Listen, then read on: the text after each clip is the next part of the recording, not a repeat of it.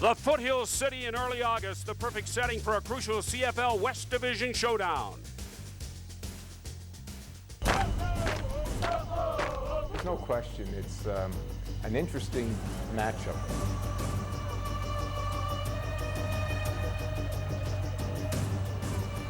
For one thing, we need to dictate tempo.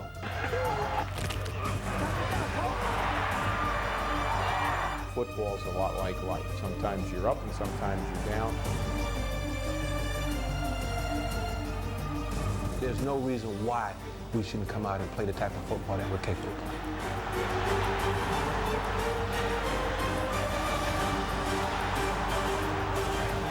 That's the beauty of the CFL.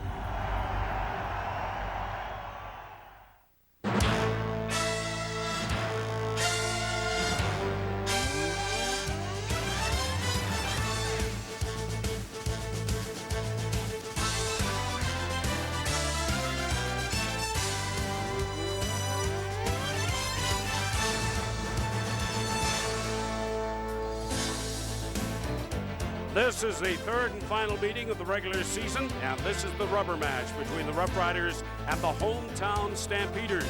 With the series even at 1, the heat is on. In early July, Henry Burris was on fire in the Stampeders' 53-36 win over the Riders. Last week, Burris and company lost to those same Riders, and tonight will try to halt a 3-game losing streak. Hi everyone, I'm Steve Armitage along with Chris Walby, and welcome to the CFL on CBC. If it's true, Chris, that the running game sets up a pass, then Henry Burris has a great runner in Joffrey Reynolds. Well, he's not only a great runner, he's a thoroughbred. Now, if you have a thoroughbred, do you leave him in the stables or do you get him on the track and run? And that's something that I don't think the Calgary Stampeders have done enough of. He has only one touchdown, that was against the Saskatchewan Roughriders. More importantly, if you want to look at yards per carry average against Saskatchewan in 2 games, 6.9 yards a carry, and we all know how important first down production is. Run the man. In the first meeting between these two teams, the Riders' defense was a no-show, but last week they came up huge. Well, you know what? You got to give credit to Richie Hull, the defensive coordinator, because what he does, he says, well, how are we going to stop him? We know that Henry Burris loves to do timing routes, get his rhythm with his receivers. So if we got to do that, my secondary and linebackers have got to get physical with the receivers. That forces Henry to hold on to the football. That forces or allows his defensive line, and more importantly, Fred Perry last week, outstanding game, 3 tackles, 3 sacks, 10 career sacks against these guys. They can get it done there. A key matchup today, Copeland and Bush. Well, I love this because a lot of bad blood is being said, and he says that Bush is not as good as everybody thinks. I dropped the balls. I made Bush look good. He says, watch for me today. I'll be all over number 5 of the Roughriders. We'll have more on that later, but right now, let's check Chris Walby's Renegade notes. Absolutely, Steve, and they're going to start with Saskatchewan. KKMIA, I'm talking about Kenton Keith missing in action. I mean, come on, only averaging 7 carries a game. You've got to make him part of this offense. Kerry Joseph should not be your leading rusher. On defense, Corral Henry. Don't allow Henry Burris to get out of the pocket. Force him to throw the football. Last time they played, 13-yard scamper for a touchdown. You got to keep him in the pocket. On the other side, let's look at Calgary, and offensively, playmakers have to make plays. Pretty simple, isn't it, folks? I'm talking about no mental mistakes, no drop balls, good decisions by Henry Burris on the football field. And on defense, Clark really is Superman, and I'm talking about Brian Clark. He is the glue that holds this defense together. He makes all the defensive checks. 113-game consecutive streak snap when he got hurt back 2 games ago, hamstring. He's back. Look for that defense to play tough today. A mixed bag weather-wise in the past 48 hours in Calgary, but absolutely perfect tonight. Blue skies, very little wind. Well, Danny Barrett and the Riders are 3-7 in their last 10 meetings of McMahon, but feel they have momentum coming to Calgary this time around following their big 19-9 win last weekend over the Stamps. Tom Higgins goes into every game looking for a win. He says that any coach who doesn't should be fired, but his club has lost 3 in a row, this after starting 3-1, and this is basically the same Calgary team that finished last year winning 7 of 8. This one is underway at McMahon. Dorsey on the return. Crosses the 35, gets out to about 37-yard line, so pretty good field position for Kerry Joseph and the Riders. Kerry Joseph, take a look at the numbers so far. Nice ratio of touchdown interceptions, 12 touchdowns, 6 interceptions. Very important, especially when you're in enemy territory, hostile crowd here, even though you got some backing of Rough Rider fans, to get this offense gelling early. They spot the ball at the 38-yard line. So Joseph and company begin 1st and 10. Opening play of this first quarter. Joseph to Kenton Keith, and Keith crosses the 40-yard line. A nice job of just utilizing his backup, Kenton Keith. Take a look at that offensive backfield. Watch Chris Zarkin today. I think he's got to be a factor, not only lead blocking, but maybe catching a couple screen passes. The receiving crew, obviously Andy Fantuz, the #1 draft choice, getting a second start today. Watch for him to do some things. And a good offensive line that I think Kerry Joseph is starting to understand. I don't have to take off with it. I can sit back there and wait for receivers to come open. A pickup of 2 on that last play. It's 2nd and 8 from the 40. Out of the shotgun, Kerry Joseph. And he's hit. The ball is loose. Who gets it? Calgary ball. Abdullah. Abdullah with the hit, but I believe it was Napastuk with the recovery, and you see Kerry Joseph is still down. They faked the blitz. They lined up 3 linebackers inside and dropped. And for whatever reason, the right side of that offensive line did not fan block out. So you can see the guys are dropping out, and nobody picks up the outside guy. Jim Mikowski tries to slide out there, but by that time it's too late. The contact is made. The ball is jarred loose. You'll see Raheem Abdullah using him as a speed bump. And the pass that comes up with the first opportunity or turnover for the Stampeders. And that was a birthday present to himself. He's celebrating his 32nd. Wanted us to say hi to his mom and dad, Sandra and Gary, in North Battleford, Saskatchewan. And it looks as if Crandall's going to come into this one a lot earlier than anybody expected. Well, you know, and that's why when you have your first and second string quarterback, they split time with the first string offense in case of situations like this. We all know about the toughness of Kerry Joseph. He can take a hit. He's like a running back at the quarterback position. And you see he's getting worked on by the physical therapist there, and we want to make sure everything's okay with him. They're checking him, making sure he might just be a little bit knocked out, a little woozy, because he got blindsided, the helmet right in that ear hole, Steve. Well, that brings up the old debate, helmet to helmet. Well, you know, not in this case. Well, you know what? I think the ones that are looking at helmet to helmet is when you go right at the face. Helmet to front on. From the side, it's very tough. And we don't want to get into that whole dilemma or the debate about the helmet to helmet, because you know quarterbacks sometimes try to duck under would-be tacklers. I think it was just a great play right there. Good scheme by defensive coordinator Denny Crehan to fool the offensive line. So far this year, they've donated $6,000. So it looks as if Marcus Crandall will come into the game as the quarterback for the Riders earlier than expected. Kerry Joseph did walk off the field. Kerry Joseph shaken up on the first series for the Saskatchewan Roughriders, and on the play, Calgary jumped on the loose ball, so they have possession. 1st and 10 from the Riders' 34-yard line. Henry Burris getting the start at quarterback.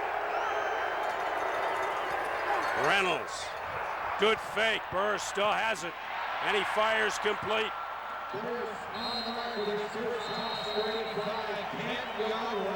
Kenyon Rambo as Kerry Joseph still getting assistance on the bench. Well, I think you have to look. There's 3 linebackers right in here, fellas. Now watch as we run this play. They're going to drop out. Now as they drop out, the line is all sliding. Now freeze here, boys. They're all blocking down. Everybody's blocking down. But look at Jason French. He's got to pick up the outside guy. That's Abdullah. He just lets him go. You can't do that. You got to get a help shot on him. That would have protected his quarterback. 1st and 10, Stampeders from the Riders' 19. No fake that time on the part of Burris. He gave it to Reynolds, and Reynolds goes down inside the 20-yard line. Let's check the Calgary offense.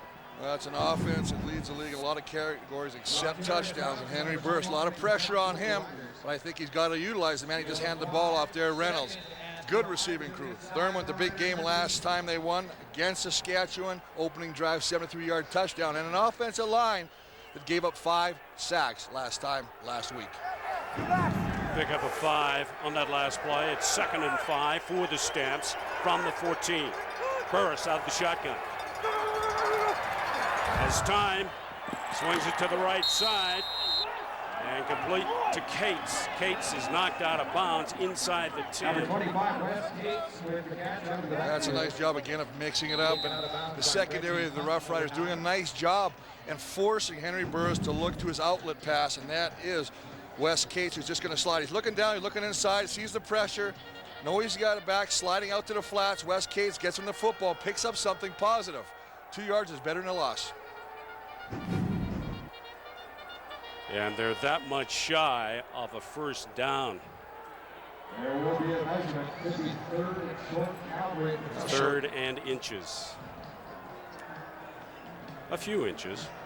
But very indicative of the way that the Stampeders came out in their victory against Saskatchewan in Mosaic Field and Taylor Field in Regina. This is what Tom Higgins wanted from his offense. An early start, a productive start, especially in the red zone or inside the 25-yard line. 3rd and inches. Flag goes down. Burris keeps it himself. And most of the time that's just going to be the encroachment of the defense on that 1-yard line, neutral zone, and that's exactly what they're going to call it. The defenders trying to get a jump on that snap count, trying to crouch the line or the ball as tight as possible, not give up that inch, but Calgary take the first down the easy way. Saskatchewan number 98. Half the distance to the goal line, first down. Big Nate Davis to call, the interior, big 6'5", 335 defensive tackle, number 98. That call from the referee today, Murray Clark. It is 1st and goal to go. Stampeders from the 5. Good fake again. Touchdown, Stampeders. David Allen.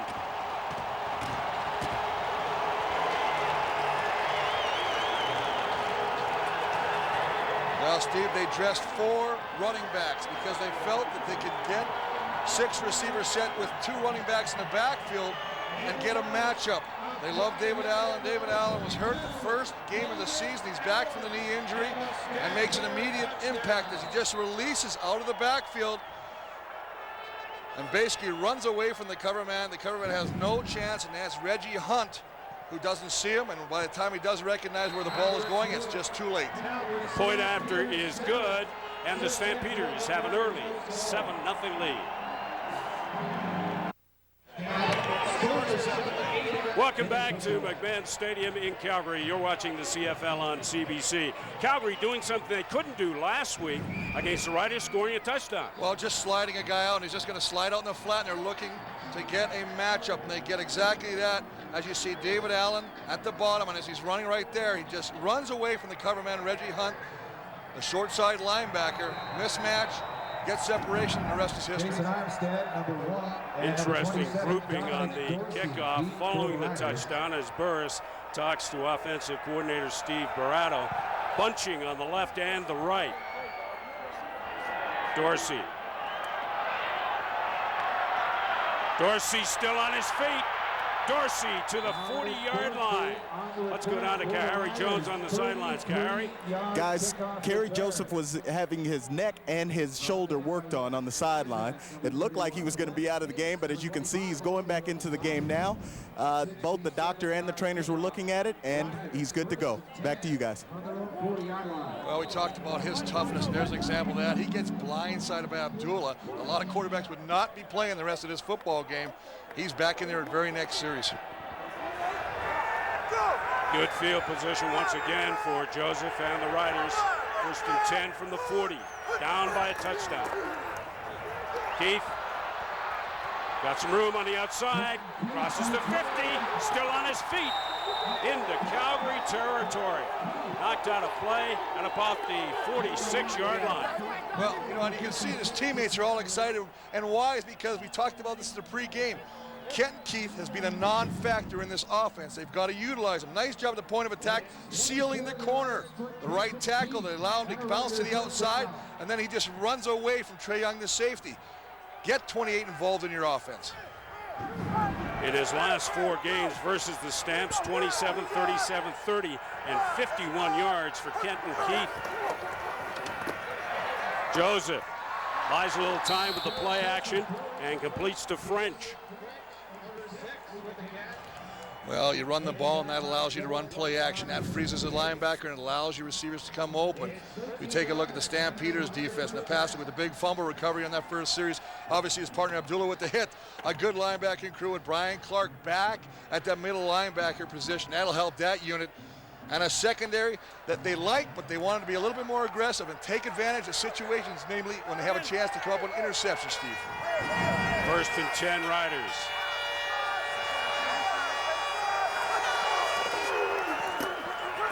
Keith. Good second effort from Kenton Keith that time. Gets his way down to the 30-yard line. Well, you have to get him involved because he wants to feel like he's contributing. And if you're not utilizing him, I think he goes into a bit of a funk where he really doesn't feel like he's going to do anything, and that affects his play. Take a look at his yards per carry average. I mean, 2003, 7, 6.16. This year at 5.1. That's a respectable average, but in fact is they're only averaging him 7 carries a game. That's something that has to change. Below his average on that last carry, only 3 yards, 2nd and 7 for the Riders from Calgary 30-yard line. Joseph from the shotgun. Completes it to French, and French took a hit the moment that ball hit his hands. Young was there to greet him. What a greeting. Well, and he had to deliver the ball, and I'm talking about Kerry Joseph, because they brought the blitz again, the Stampeders did, and they leveled Kerry Joseph once again. He's just going to draw it back. He feels it coming from the right side again. He's got to get rid of that football quickly. French is sitting there waiting for the ball, and Trae Young times that perfectly. But you got to give credit to French for hanging on to the football.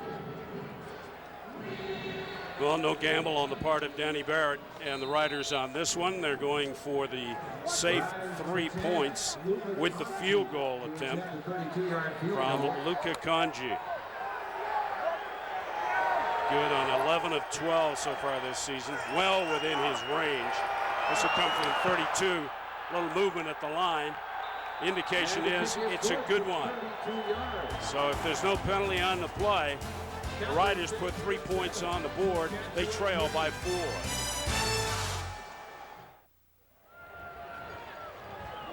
A big welcome to all our viewers, wherever you're watching today, especially those in the United States and around the world. If you're seeing the CFL for the first time on CBC, you should be in for a good one today. The Riders putting 3 points on the board, but the Stampeders lead 7-3 opening quarter, 8:46 to play. Ruffin at the 20. He's got room. One man to beat, and he couldn't. He's tripped up at the 41-yard line. Well, I thought there was movement on that last play. Well, but Saskatchewan was trying to field goal. I want everyone, just take a look at this. Watch these offensive linemen. They do what's called a shift down. They're going to snap their hands down just before the ball is snapped and try to draw, and they actually got movement. Very fortunate, because that should have been a penalty and a first down, and Saskatchewan could have maybe potentially got a touchdown, Steve. The officials didn't see it, didn't call it, and the field goal stands. This is Reynolds. Just shy at the midfield stripe. Morgan there to make the tackle for the Riders. Well, the man they call the Grim Reaper on the Saskatchewan defense, Reggie Hunt, found out just how strong Joffrey Reynolds is as he turns the corner and just stiff arms him. Breaks outside, great vision. Look at that strength right there, just shuns him off, keeps going, and lowers the shoulder right at the end. Powerful, powerful running back. The best in the CFL right now. Look at those 100-yard plus games for Joffrey Reynolds. From the 55, 1st and 10.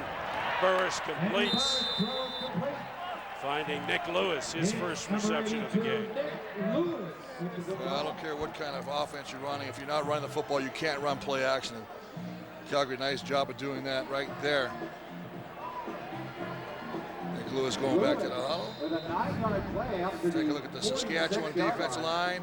Epps getting a second start in place of Driniak. Fred Perry, 3 sacks last week. McCullough doing a good job in the middle.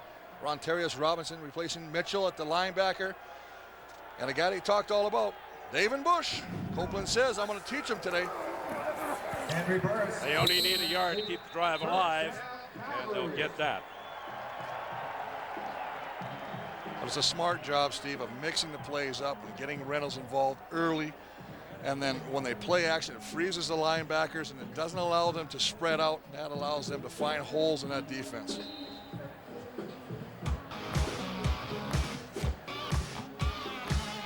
How productive has Hank been the last 3 seasons? 10,330 yards. Copeland, his first reception. Make that Lewis. A little quick action on the play action. Pulling the ball back, getting it out to Nick Lewis. Omar Morgan, really a great job of reacting to the football once the throw is made to come up there and limit that gain. 2nd and 6, Calgary. Pick up a 4. Little stutter step, little flat off, corner out. 2nd and 6 from the 41. Burris. Incomplete. He was looking for Lewis again. And Lewis couldn't take that extra step to come back to the ball. He'd already committed. And it's incomplete. Well, incomplete, but I think the ball got away from Henry, and I think the ball was a little low. He's not happy with that throw. He had the right read. He had Copeland, but he got it down a little bit more where Copeland could not come back to the football. Tight coverage by Omar Morgan on the play, but I believe if that ball was a little higher, it would have been a reception. I talked to Henry about the new ball, and he said he didn't like it because the ball dove on it, and that may have happened there in that pass attempt to Lewis. Burkdale's on to punt, averaging 45.9 yards per punt. He gets a good one away. Taken by Dorsey. Dorsey gets out to the 10-yard line. So when we come back, the Riders will have the ball, trailing by 4, 7-3.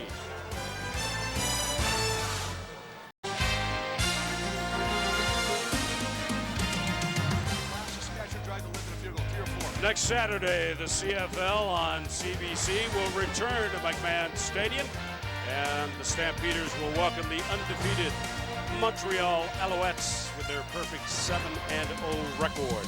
Stampeders would like to clean up their own record after losing 3 in a row. They'd like to face the Owls with a win in their back pocket.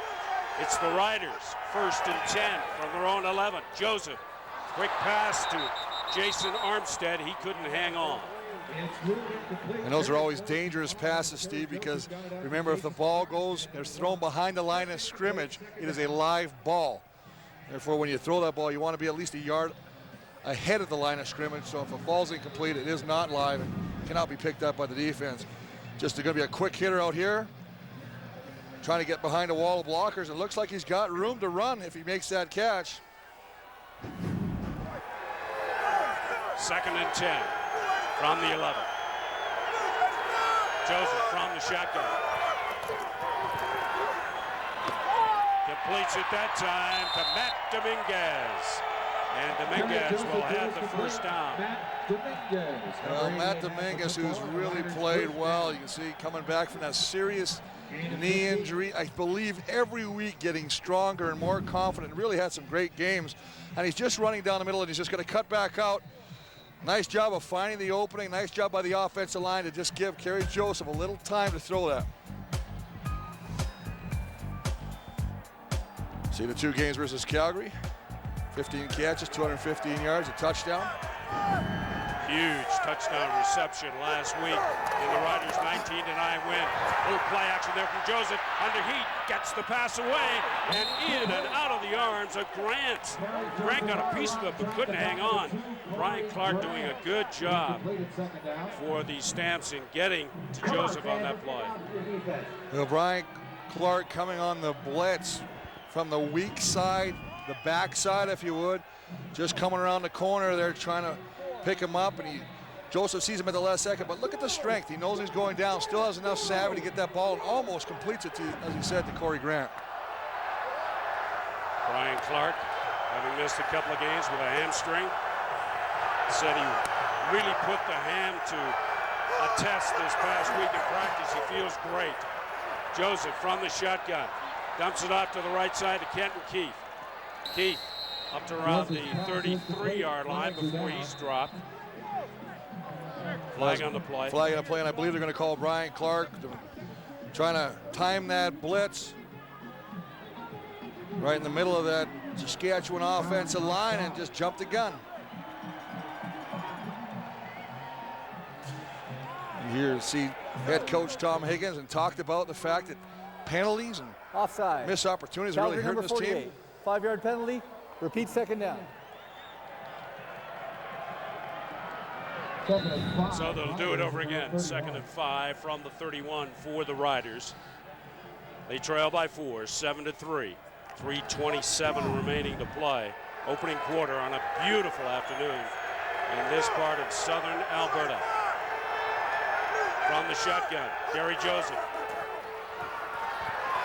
puts it up, looking for Dominguez. He got a piece of it, but he couldn't hang on.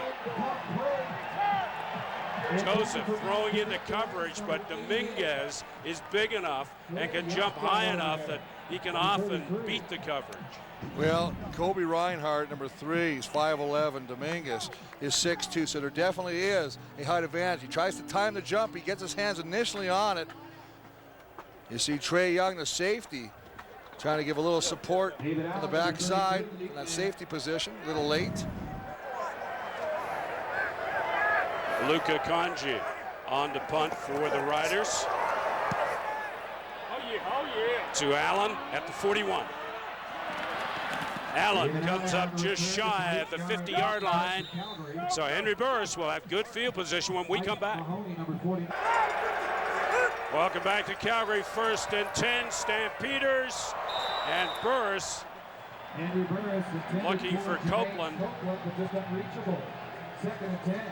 Henry Burris playing with confidence despite the last 3 games.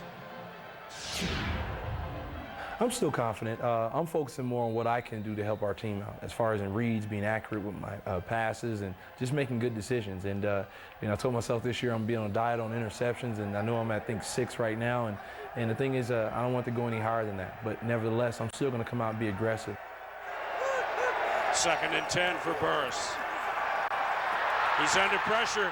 They're going to take him down. Perry leading the way for the Riders, a big sack. Well, we talked about Fred Perry, and he loves to play the Stampeders. He's bitter because he said in 2004 they cut him. He didn't fit into Denny Crehan's 3-4 defense. So he says every time he gets a chance to play against the Stampeders, he sees red even though he's playing red. And once again, even though the receivers are wide open, good pressure initially by Eddie Davis, and mopped up by 41, Fred Perry with his 4th sack in 2 games. Riders as a team, 10 sacks in the last 2, make that 11, including today.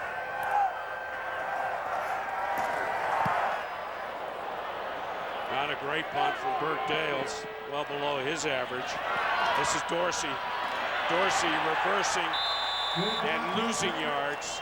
Knocked back inside the 25-yard line by Spencer. Gary Jones on the sidelines. What have you got, Gary? Guys, I talked to Kerry Joseph just before he got onto the field last time, and he said he had never been hit harder than he had when he was down on the ground, and that he couldn't feel his arm for a little bit. But it came back. The feeling came back. As you can see, he's throwing the ball well, and he's fine now. Back to you guys. Well, a stinger or a burner early in the game, and it looked as if he would have to leave and Marcus Crandall would come on. But Joseph is back. Pitches to Dorsey. Dorsey, no running room to the right side.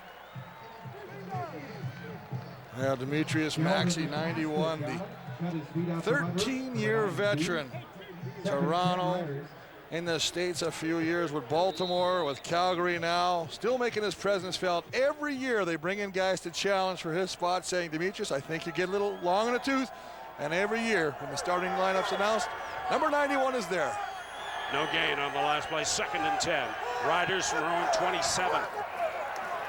Joseph downfield, and it's complete to Jason Armstead. Couldn't hang on. Well, once again, going after Kobe Reinhardt and taking the wide receiver Jason Armstead this time, running him straight down the field and curling him or slanting him into the middle of the football field. Ball's delivered. He leaves his feet just at the last second to try and make a circus catch, but look at the hand come in there. You see the hand, the right hand of Reinhardt knocking that ball loose. That's a great job by the cornerback of the Stampeders. Terrific timing on the part of the defender. Luka Kanji goes off the side of his foot. A flag is down. Well, I'm going to tell you what happened. There's a flag down, but the previous punt, Steve, by Kanji was down the middle of the football field, and you're not going to win football games, and you do not want to kick down the middle of the field because that allows the returner both options to go wherever he wants to return that ball. You want to corner kick him or kick it to the sideline. This time they do it, and he tries to angle it, and he puts it off the side of his foot, but very fortunate there could be a penalty against the Stampeders. Holding, Calgary 39. That penalty is declined. Holding, Calgary number 45. 10-yard penalty, first down. Well, once again, we talked about penalties. Higgins says these are unforgivable. You know what? We understand you're going to drop a ball. We want that corrected as well. But some mental mistakes. When you're on special teams, that's how you stay on a football club a lot of times. You're not contributing on the main defense or main offense, but you can't do that.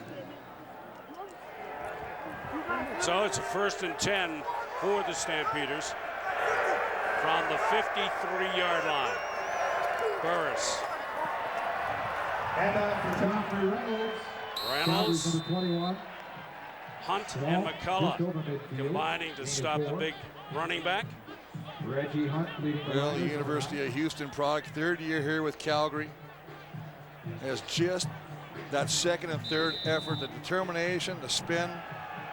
The new training regime this year, Steve, where he's starting to push a suburban truck around the neighborhood to get stronger, and I think it's paying off. I think it's working.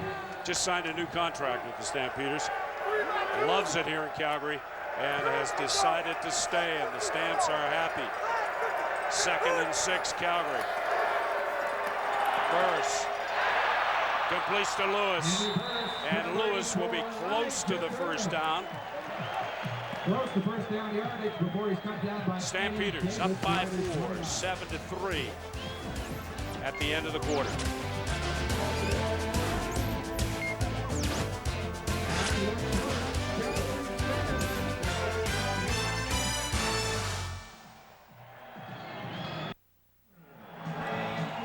Stampeders converting an early turnover and have a 7-3 lead on the Riders. Well, the biggest thing you got to remember is the first turnover as we look right here, and that was the great hit by Raheem Abdullah and recovered by Napasnik, but Saskatchewan's back in there. And how about the newcomer, John Comiskey at the center? What a great job he does. Now, he's right here, fellas. Now, watch him go out here and pick up the blitzing linebacker. This is just great. This is center.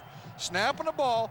Now he's going to get all the way out to the wide side, and that allows Burris to throw that ball. 1st and 10 for the Stampeders from the Riders 47. Little play action, but they leave it in the capable hands of Reynolds. Brought down by Dwayne Epps, getting his 2nd start in that backside or short side defensive end spot. But it's nothing fancy. It's just 6 yards deep. Let him find a hole. You see, look at now, Dwayne Epps is a big boy. He's trying to bring him down, but he's still, again, we've talked about this time and time again, the power in the legs of Joffrey Reynolds. A pickup of 7. 2nd and 3, Calgary from the Riders 40. Burris over the middle. Completes to Thurman, his first catch of the afternoon. Well, the Stampeders taking a page out of the BC Lions playbook with a bit of a bunch formation, and basically they're just on the side, left side outside your screen, and they just release all different directions. The reason it wasn't so successful is because Saskatchewan was playing zone and just waiting for someone to come in their area. Burris, 7 for 9 for 48 yards. 1st and 10 from the Riders' 35. Reynolds nowhere to go that time. Runs into the arms of Davis. Well, that might be the one man on the field that Joffrey Reynolds can't run over. Big Nate Davis is a house in the middle, usually double teamed. Doesn't get a lot of the credit. His stats are not as spectacular as Fred Perry, for instance, right now. But he is a force in the middle. And anytime you're offensive scheming against Saskatchewan's defense, you got to make sure you protect against number 98. 2nd and 10 Calgary from the 35. On the shotgun, Henry Burris. He completes to Elijah Thurman. And he'll have the 1st down. Well, Elijah Thurman gets Omar Morgan backpedaling. This play takes time to develop, but because of the respect that Morgan has for Thurman's speed, he is just going to sit back, and then when he breaks off, it comes back to the football. He has already got the separation to make that catch. 1st and 10 for the Stampeders from the Riders' 21. Stamps are in the dreaded red zone. Burris with time. But he couldn't complete it. He was looking for Thurman again. Talked about the Stampeders' problems in the red zone. Here's their head coach, Tom Higgins. We've been hurting ourselves. We have been making some mental mistakes. We've been taking some critical penalties, and we also haven't been catching the ball and executing. The moment that we start to do that, we won't have a special teams player of the month in Sandro DeAngelis because he'll have to kick extra points. Well, once again, the Stampeders are in the red zone. 2nd and 10 from the 21. Burris with time, has a man open. And it's knocked loose. Rambo had it. His helmet went flying. Curry was there with a terrific tackle that jarred the ball loose because Rambo was wide open. He was open. He had the ball. He was securing the football. But an absolutely great hit by Armando Curry, who surprisingly enough has the nickname Muffin, to dislodge that ball from Rambo. And again, as you say, in the red zone, potentially put some touchdowns on it. Once again, they got to settle for the toe of DeAngelis. Sandro DeAngelis from the 29.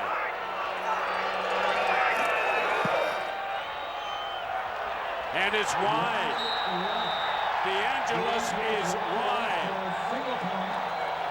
So the Stamps pick up a single point and lead 8-3. The Stampeders' woes in the red zone continue. The first miss from inside the 40 for their place kicker, Sandro DeAngelis. Well, we take a look at the hold, and it's set nice. Ball, the stripes are obviously pointed forward. This is just simply a hook. He just simply hooked it. You can tell by the reaction right now, not happy with himself. Chip shot for DeAngelis normally. So it's 1st and 10 for the Riders from the 35-yard line. Keith and Dorsey lining up in the backfield. But it's Joseph looking deep. He had a man open. Dominguez had space between himself and the defenders, but the ball was overthrown.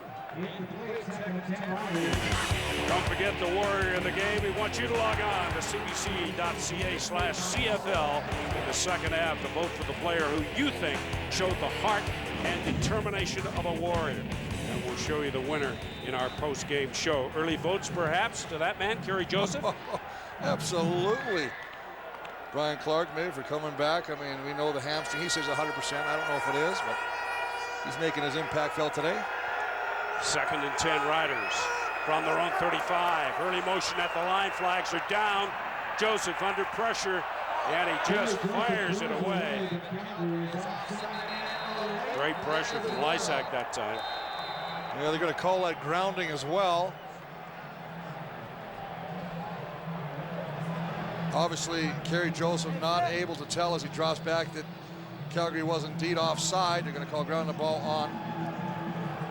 Well, you can't have offside on both. Saskatchewan, I believe, grounded, but it looked like to me that Calgary jumped offside. I'm very surprised in calling the Saskatchewan offense for maybe one of the interior linemen jumped. Offside. Saskatchewan number 2. That penalty is declined. Intentional grounding. Saskatchewan number 4. The ball is dead where the pass was thrown. Third down. I'm shocked by that call. Take a look right here. I mean, they're all offside. I mean, what are you looking at? I saw it up for here in the booth. I said, well, there's an easy play. It's a free play. It's probably led to why Kerry Joseph decided to just get rid of the football. So a double whammy against the Riders, putting them in a punting situation. Luka Kanji has not been punting well so far in this game. The Riders need a big one here.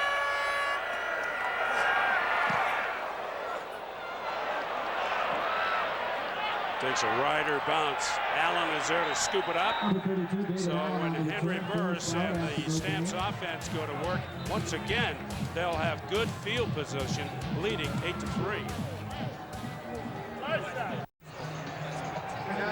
By normal Calgary and Regina standards, it is not a strong win here tonight at McMahon Stadium, but still enough to get inside the head of a punter or a kicker.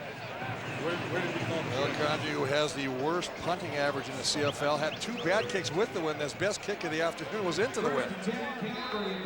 Another good start for the Stampeders in terms of field position. 1st and 10 from their own 48. Play action in and out of the arms of the intended receiver, and was it picked off? They were looking for Thurman. Well, do the Riders have it? It'll be interesting. He saw the linebacker. He's going to call no. He's going to say bobbled it. And when he went down, initially I think he did have it. Reggie Hunt thought he had one there, but he just could not grasp it and secure the ball. Just bounces up in the air, and as it bounces in the air, you can see him fumbling with it, but you can see, no, it's a good call by the official. Reggie Hunt trying to kind of hope that the official couldn't see it in that pile of humanity. I think we're going to get a challenge, are we not? Well, remember, you don't lose anything by your first challenge anyway, but there's the yellow flag thrown out. And Danny Barrett is 0-2 in the challenge department so far this season. I got a feeling he's going to be 0-3, but. So Murray Clark will come over to the sidelines and go Saskatchewan under is the challenging the ruling on the field that the pass is incomplete. That definitely looked to us on the replays that we saw as it goes off, and you can see right in the middle, there he is, and it looks like it does indeed hit the ground. I don't know if he got his bottom hand underneath the ball. Take another look at it. Can't really tell from this angle, but there you see, hold it, freeze it there, guys. Freeze it there, back it up 1 step, guys. Take a look, freeze right there. Take a look, fellas, there's the ball, it's on the ground. Well, Tommy Condell is up in the booth for the Riders. He must have seen something that he thought was an interception. Well, you know what happens now. We didn't look at that. We've looked at the ball. The other aspect was he down before the ball came loose. After review, the ball hit the ground. The pass is incomplete. The ruling on the field stands. 2nd down. Good call. The correct call. The correct call, absolutely. So Danny Barrett now 0-3 in the challenge department so far this season. That's Bobby's shot. He knows he's on replay.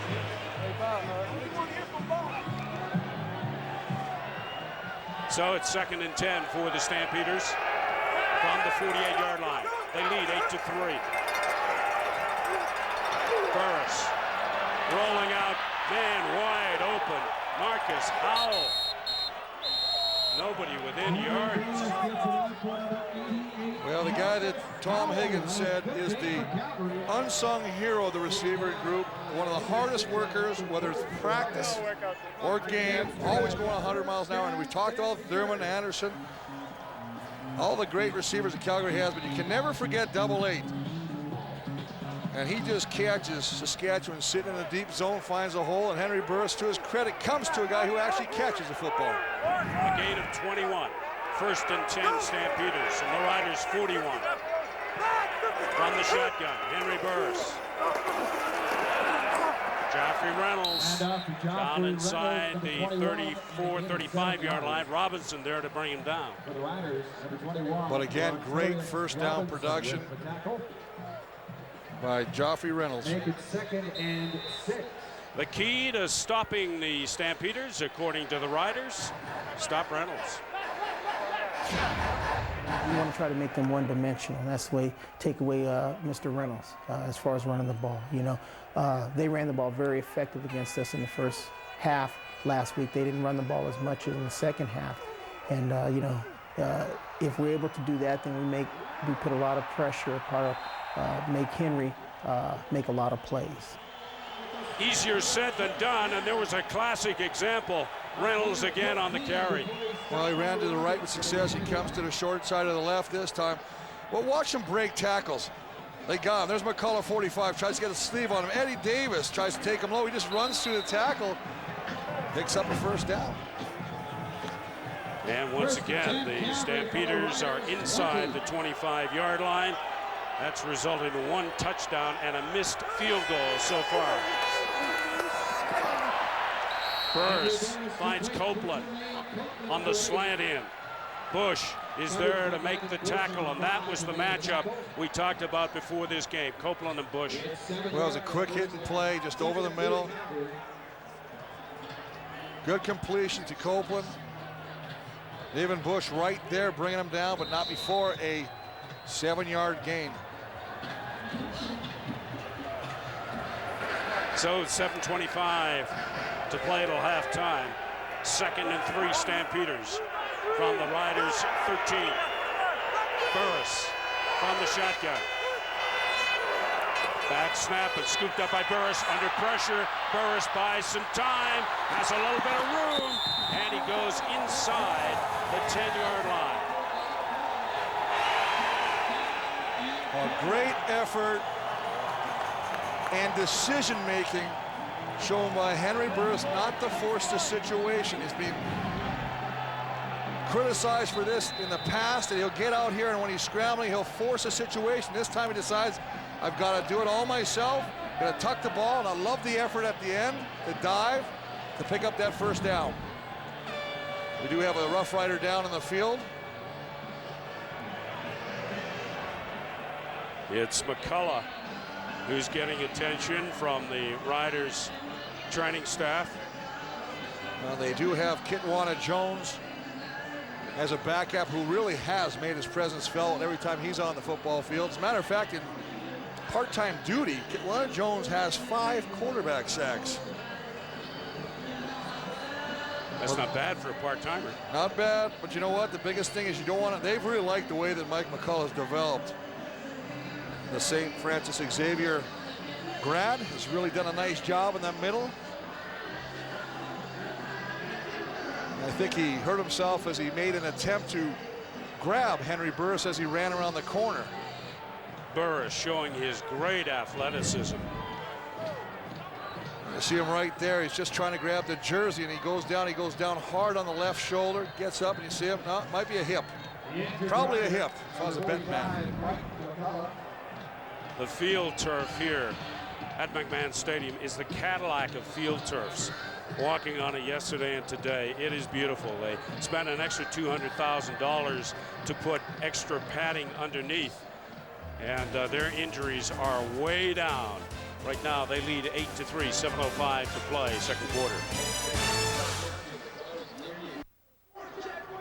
1 week today, courts in session with a championship lineup. Semifinal Saturday from Toronto's Rexall Center for the Rogers Cup.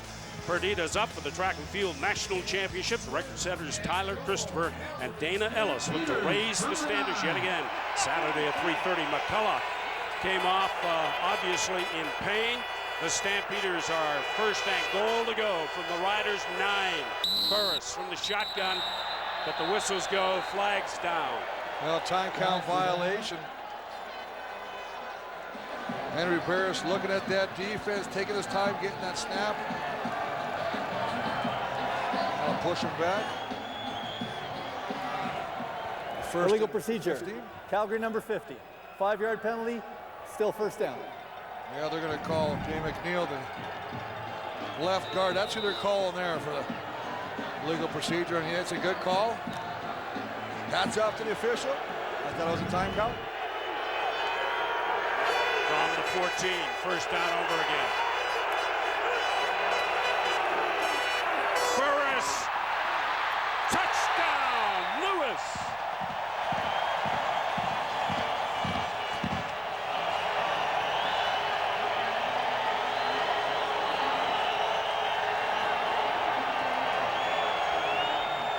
And Nick Lewis with his 3rd touchdown of the season. And this receiving crew has been quiet of late. That is the first touchdown pass by Henry Burris in the last 3 games. That's a nice monkey to have off his back. 3 games counting today. And the point after from DeAngelis is good as the Stampeders up their margin on the Riders to 15-3 with 6:19 to play in the second quarter. Well, just a nice job of running a slam pattern. Just going to work it in, and it's going to come across the middle here. And as he's coming in, the halfback is sitting too far off. He's got to get up there. Got to protect the middle of the football field. It's a closer angle. You can see by the time he's making his break, Eddie Davis is already in a chase position. That's pretty much an easy pitch and catch for Burris and Lewis. Troubles inside the 25-yard line, not today. 2 touchdowns and a single point off a missed field goal. So the Stampeders cashing in where their head coach Tom Higgins felt they needed the biggest improvement. And you know, I got to correct myself as well. I forgot all about the David Allen touchdown on the first series.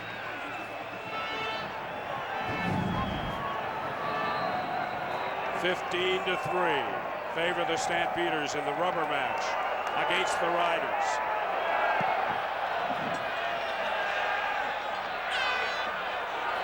Dorsey at his 5.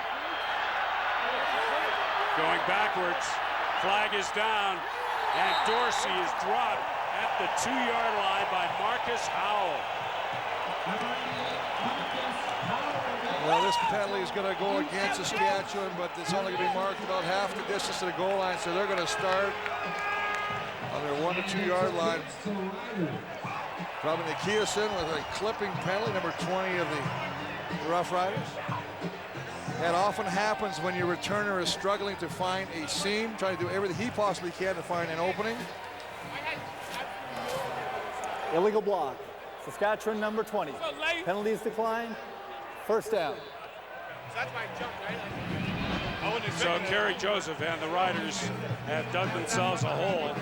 They're 1st and 10 from their own 3-yard line. Now you saw the clip, and it's again one of those new rules, Steve, where they say the only 2 planes, front and back, excuse me.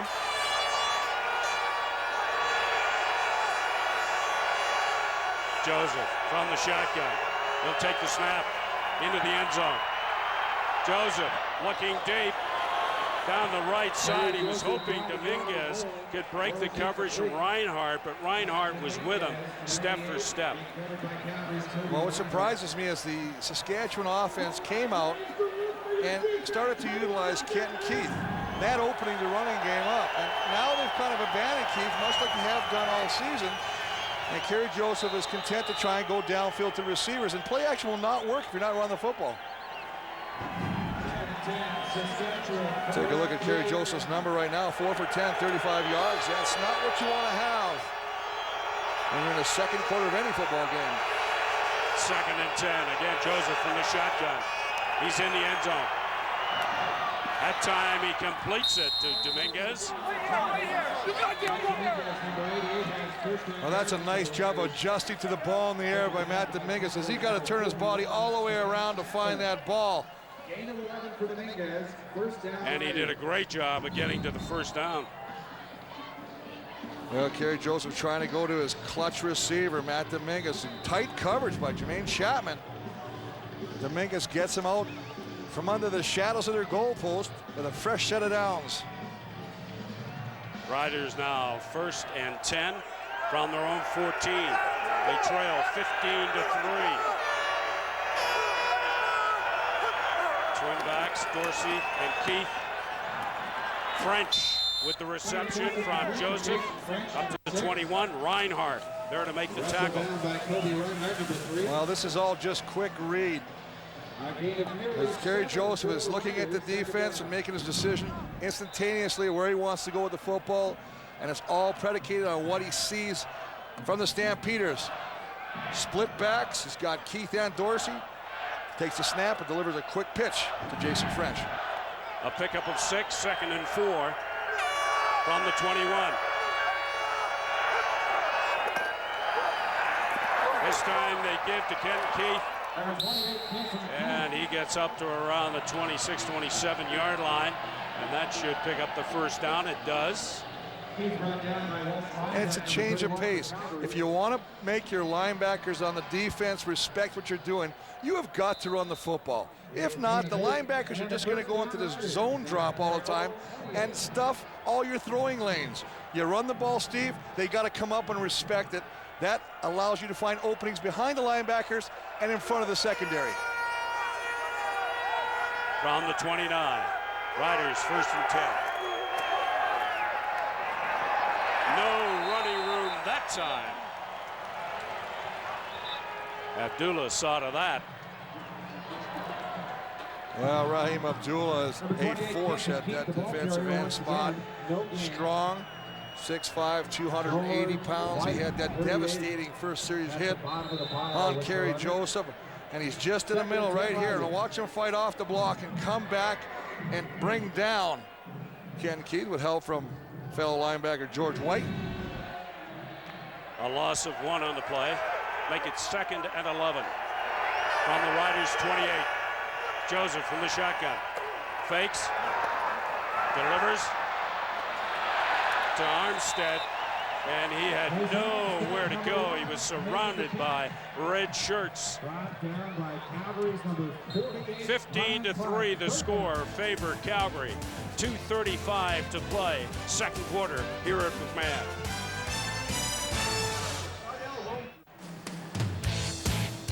Welcome back to the CFL on CBC.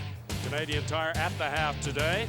Elliot Friedman and the panel will analyze the opening half here at McMahon. And we'll have back in the day. A trip down memory lane. Luka Kanji set the punt. Punts of 38, 20, and 34 yards so far in this one at McMahon.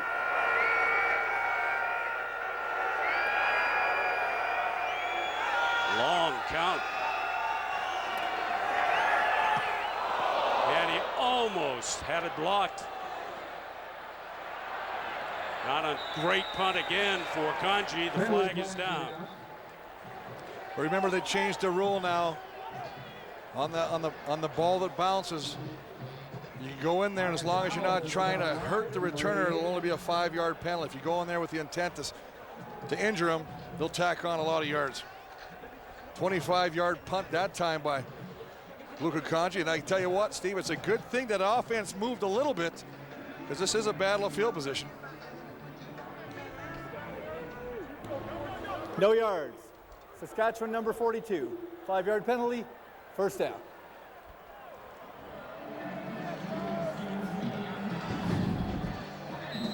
Well, Marcus Howell is right down here now. He blocked one last week. I can't believe they set their up back so deep and they don't recognize that he's coming free. Stampeders 1st and 10 from the 49. Reynolds going nowhere. Number 45, Mike Wearing the mic for us this afternoon in our mic'd up feature is Nick Lewis of the Calgary Stampeders. There he is. Never shy around a microphone.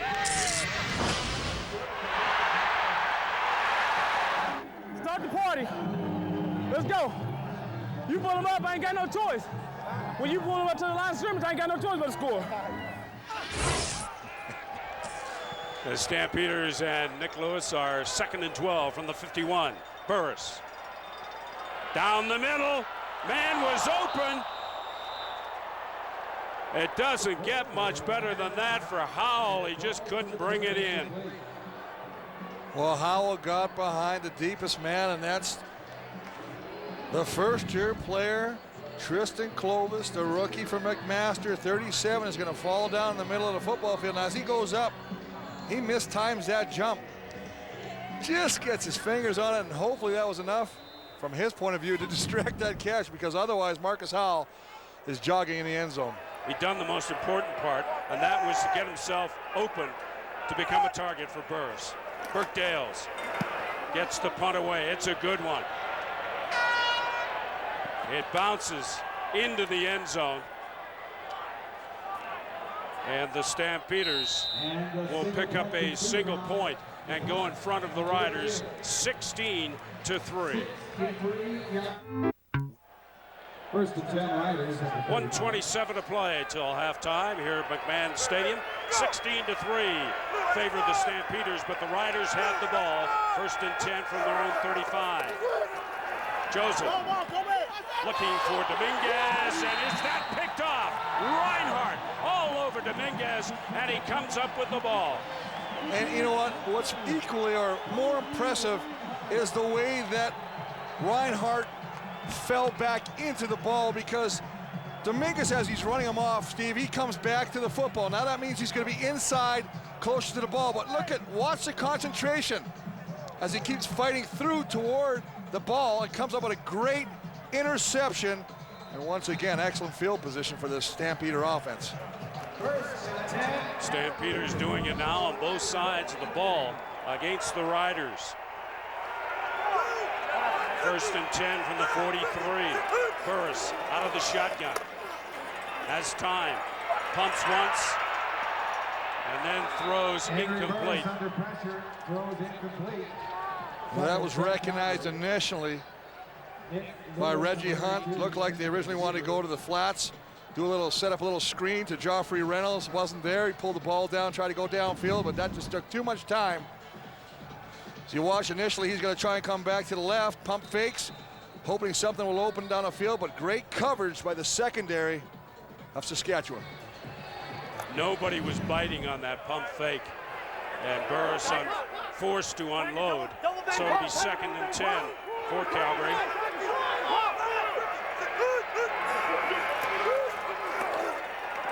Burris. And that was almost picked off. Curry had it, but couldn't hang on. They were looking for Copeland. Well, I'll tell you what, Curry didn't come up with the interception, but that's because of Copeland. Copeland came back and ripped that ball out of Curry's hand. As that ball got away from Henry Burris, and looked like it was over the mid receiver and too short for the far receiver, Jermaine Copeland. And now Sandro DeAngelis with a 50-yard field goal attempt. So Sandro DeAngelis will come on to attempt a 50-yarder. Timeout. We get a timeout. Saskatchewan. Danny Barrett electing to put a little pressure on the Stampeders place kicker. His longest this season is a 52-yarder. Remember, he missed one earlier in this game. Well, and kicking the same way. And I think this is a great call by Barrett. Just make the youngster think about the kick a little bit longer.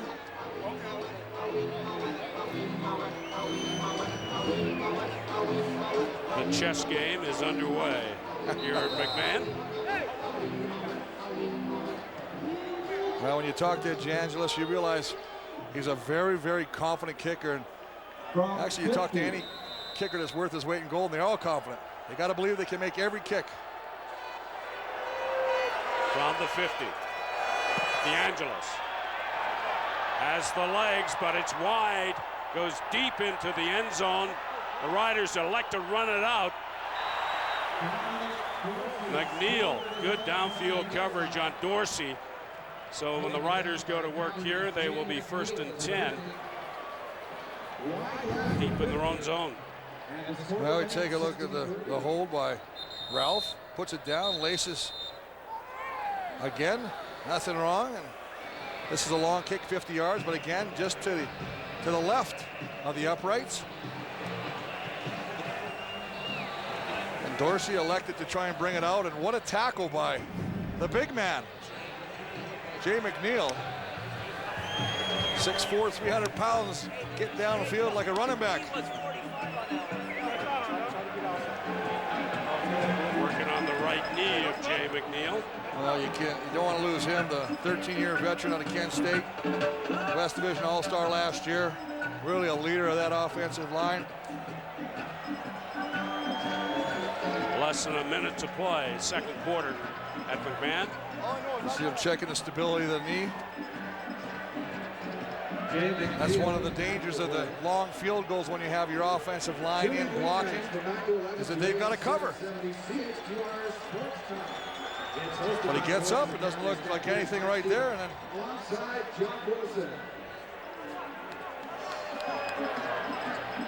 he just starts to tighten up.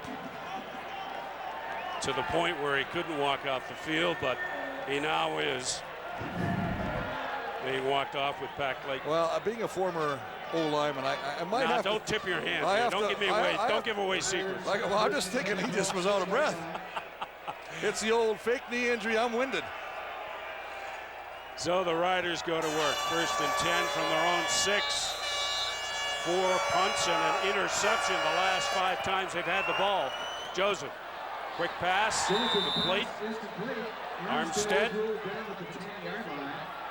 At the 11-yard line, they will roll the ball down. Well, Armstead continued to fight for yards, not feeling that he was brought down, was needed and come down. He was tackled initially by George White. Armstead having a quiet afternoon. The wide receiver who has accounted for 5 touchdowns against Calgary this year. Having a quiet afternoon. Clock is running just over 40 seconds in the second quarter. 2nd and 5 for the Riders from their own 11. Quick pass. Armstead, he's got blocking. Armstead wisely stops the clock at the 31-yard line with 27 seconds to play till the half. Obviously, we're piped into the huddle. Just talk about the young man, and they realize they've got to get the ball into the electrifying return man, receiver, Jason Armstead. Made most of those yards by himself. His quickness, his speed once he got to the outside and took that pass from Joseph. 1st and 10 Riders from their own 31. Joseph from the shotgun. Flag down. Joseph to a wide open Jason Armstead. Well, that's a long throw, and it's going to count because the flag is offside against the Stampeders. Offside. Calgary number 76. That penalty is declined. 1st down. Chevrolet, Randy Chevrolet, the long snapper who also doubles as a defensive tackle, jumping the gun. Well, Steve, great call. You saw how wide open he was down that right sideline. Well, Luka Kanji's longest field goal is 44 yards, so the Riders have got some movement to do here with 20 seconds to play in the quarter. Joseph, again, the man is wide open, back to Minguez, and they are in field goal range for Kanji with 14 seconds remaining in the second quarter. And give credit to that offensive line and the backs because they all step up. Stampeders aren't going to fool anybody. They line up everybody in the middle. They're bringing the blitz. They're going to try and force a fast throw by Kerry Joseph. He gets time and he finds Matt Dominguez downfield. This drive for the Riders started at their own 5-yard line.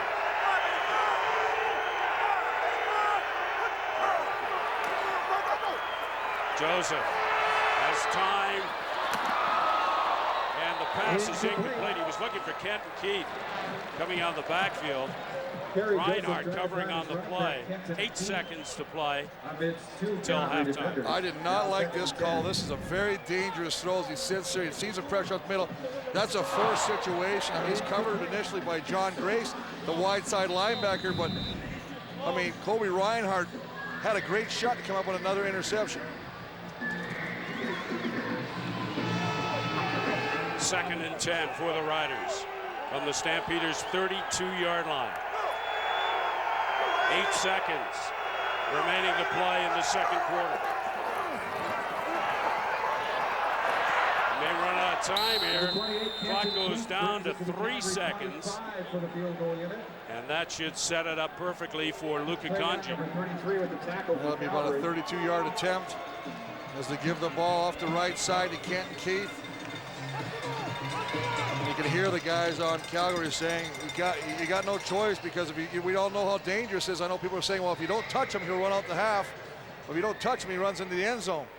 Number 10, Luka Kanji will attempt a 32-yard field goal to finish the half. Kanji.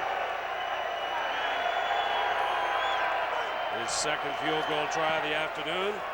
Good on the first and good on the second.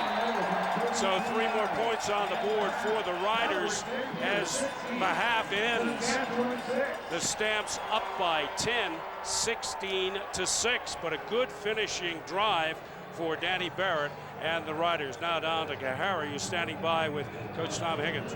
Thanks, guys. Coach, you didn't give up any touchdowns in that half, and you scored in the red zone. How did you feel about the half so far? Well, we changed the red zone to green zone, so that made a little bit of a difference. But, you know, with the first 30 minutes is done, we won the turnover battle. That was critical for us.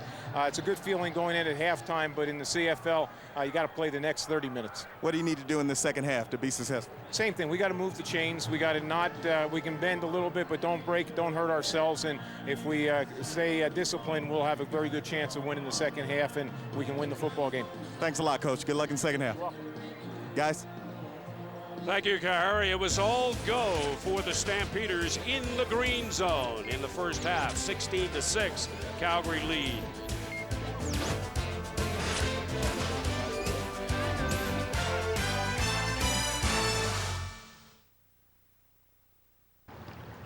Canadian Tire at the half. Summer starts at Canadian Tire. Now here's Elliot Friedman.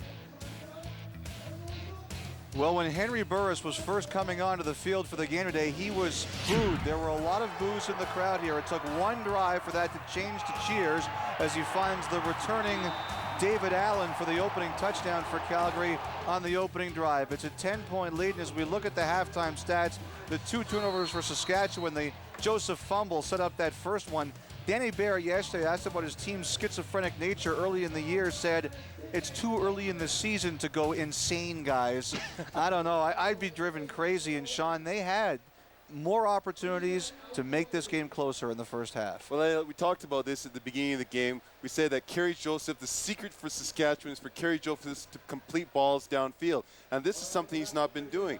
You know, you've got a big target in a guy like Matt Dominguez. You've got to be able to hit him and get the ball into his hands. And right here, he overthrows him. That's supposed to be an easy completion. And I said that they don't have a mature hookup between these two, not like the way it is with Burris and Copeland.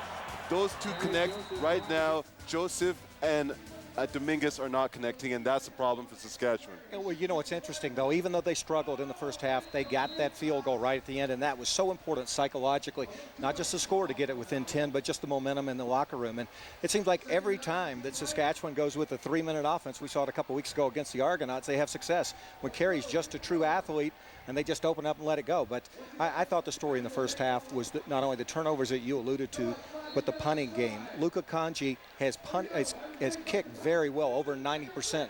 But in terms of punting today, it's been atrocious. And turnovers and poor punting really affect field position. And Chris Walby mentioned that you kicked to the middle of the field, you're asking for trouble. Yeah. Now, Greg Frere's here. Calgary's winning.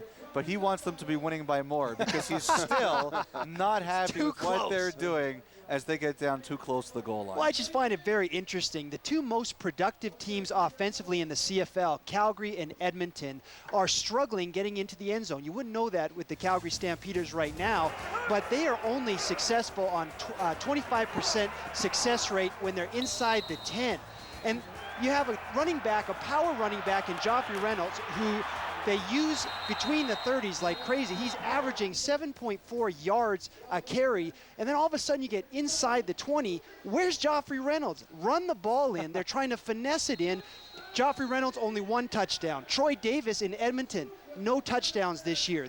The teams right now that are rushing the ball well inside the score zone are winning games. They're getting touchdowns. Eric? I think Calgary got a memo that no one else did. It's a penalty if you run the ball inside the 10-yard line on first down. But you know what's really interesting about your comments, and I agree with you, is the fact that Calgary dressed 3 American running backs today. They have 4 total, but 3 American running backs.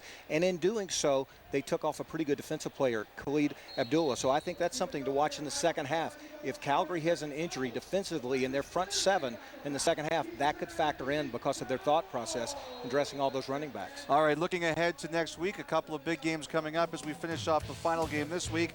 Wednesday night on TSN, the BC Lions, the Winnipeg Blue Bombers. Bomber fans curious to see if Kevin Glenn and Milt Stiegel will be back for that one. Well, they promised a better celebration this week, and they gave it after that touchdown. Terrific, led by Nick Lewis. He had the second of Calgary's 2 TDs.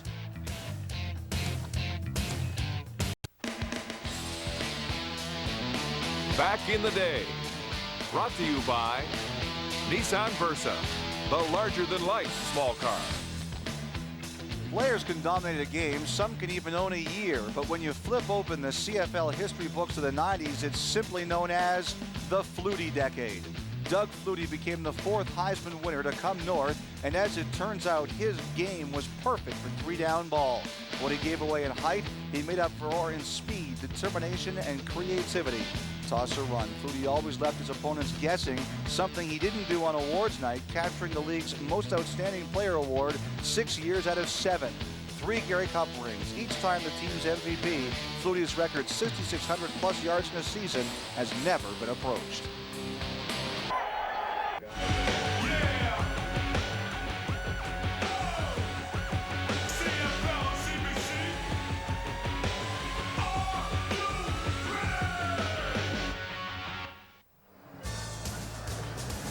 We're at the half here at McMahon Stadium on an absolutely perfect early evening for this crucial Western Division mashup between the Stampeders and the Roughriders. Interesting sight at halftime. They had the battle of the mascots, but in front of the mascots, all by himself, Sandro DeAngelis practicing field goal kicking. Well, that's what you got to do. Remember, last week against Regina, he missed his first 2 field goals in 1 game this season. Now he started off with 2 misses, albeit long kicks. So I think he's just trying to get his rhythm back, make sure he's got it all fixed like a golfer with a swing, and we'll see what happens in the second half of that. There he was, all by himself. And the ones that he missed, he's just pushing a little to the left, just hooking a bit. And that's exactly it. So he knows that we've seen the holds already by the great replays we've shown. So he knows he's just kicking in and maybe approaching the ball a little bit from the other side. He's got to come a little bit more direct on. And that's what he's going to be working on right now at the halftime. Okay, down at the sidelines, Harry Jones with Danny Barrett. Thanks, guys. Coach Barrett, you guys are virtually equal in yards, but they've been able to put touchdowns on the board. You haven't. What do you need to do this second half? Well, we got to change the field position, first of all. You know, they had great field position throughout the first half, but I thought it was a great sign of the team that we have to put points on the board to close out the half. Thanks a lot, Coach. Good luck in the second half. Guys. Well, somebody's got to pick it up in the half for the Riders will be Kerry Joseph. Can't be happy with those statistics, although they did finish with a pretty good drive. I think that's the positive, exactly, Steve. They started at their own 6, 7 plays, and 79 yards later, they get a field goal. So that is definitely a positive to go into halftime with. Henry Burris and his team starting with a 16-6 lead. Problems inside the 25-yard line for the Stampeders coming into this one. They seem to have solved that in the first half. You know, they did a nice job offensively, and you got to give credit to the defense. We haven't talked about the Stampeder defense, but they basically shut out the Saskatchewan offense, holding to just 2 field goals in that first half. Luka Kanji set to get this second half underway. Riders to kick off the second half. Ruffin and Allen deep to receive as the ball falls off the tee. I think it was the way that Kanji set that one up. The wind is not that strong to blow the ball off at this point.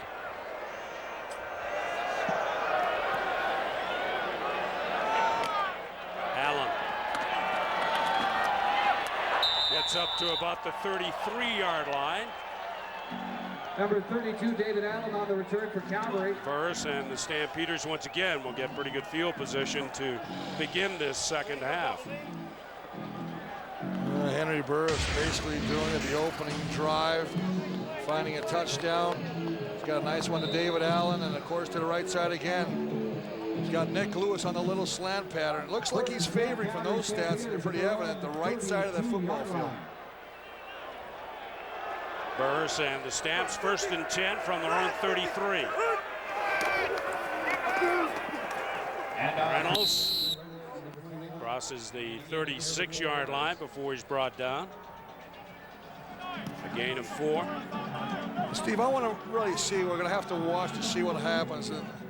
Last week against Saskatchewan, we heard the defense coordinator Richie Hall say that the Calgary offense changed their game plan offensively, even though they were only down a bit, and they stopped utilizing Reynolds in the second half of last week. And there you see Coach Richie Hall right there. 2nd and 6 Stampeders from their own 36 out the shotgun. Burris. Come on, make a tackle. Make the tackle. Finds Elijah Thurman. Will be held short by the Rider defense. And that will not be good enough for the first down. That's a great job of reacting to the football. 3rd down, a yard to go, Calgary. By the Saskatchewan Roughriders, because it looks initially, and you can see that Thurman is trying to break the tackle. He just can't pick up that first down, and as a result, Burke Dales will come on to punt the ball away. A hot topic in the CFL these days, the ball and the lacing on the white part, the stripes around both ends of the ball. Burke Dales says he doesn't like it. He wants to go back to the old ball. He'll like that punt. Armstead inside his 20. Armstead for the Riders. Brought down at about the 27-28-yard line. Kerry Joseph not enjoying a great first half, not putting up the numbers with Henry Burris. Well, not having no touchdowns, and we just mentioned earlier, 11 and 19. Those numbers somewhat gratuitous in the fact that the last drive of the half he was 79 yards passing, but you can see he's utilizing the entire field.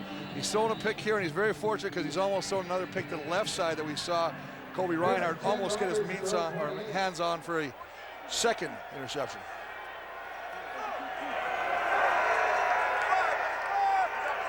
First and 10, Saskatchewan run their own 28.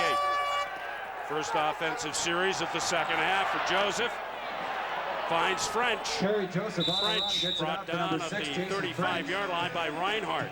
He's covered by Kobe Reinhardt. Watching Kerry Joseph roll out to the right-hand side. It did not look like the Kerry Joseph of old. Almost looks like he's got a bit of a leg injury. It wasn't looking very sharp.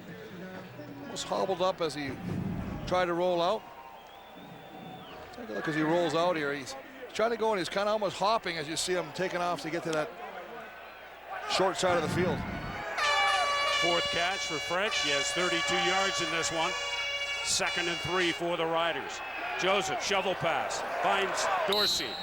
And Dorsey will be shy of the first down. No gain. Now they're trying to run the shovel, but the only way the shovel works is we get the defensive line and linebackers up the field, which causes gaps or separation between the two defenders. That time they just flowed laterally down the line. And if you don't get penetration, you see one guy there, but look at everybody else. All of his partners in red right there on the line of scrimmage and snuffing that play out quickly. Danny Barrett and the Riders not in a gambling mood at this point. They're going to punt it away. Luka Kanji.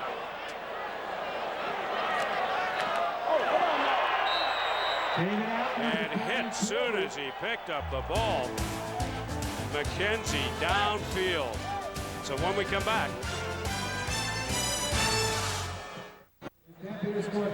Welcome back to the CFL on CBC. We're at McMahon Stadium in Calgary. The Stampeders leading the Riders 16-6. Let's get you closer to the action, courtesy of Nick Lewis.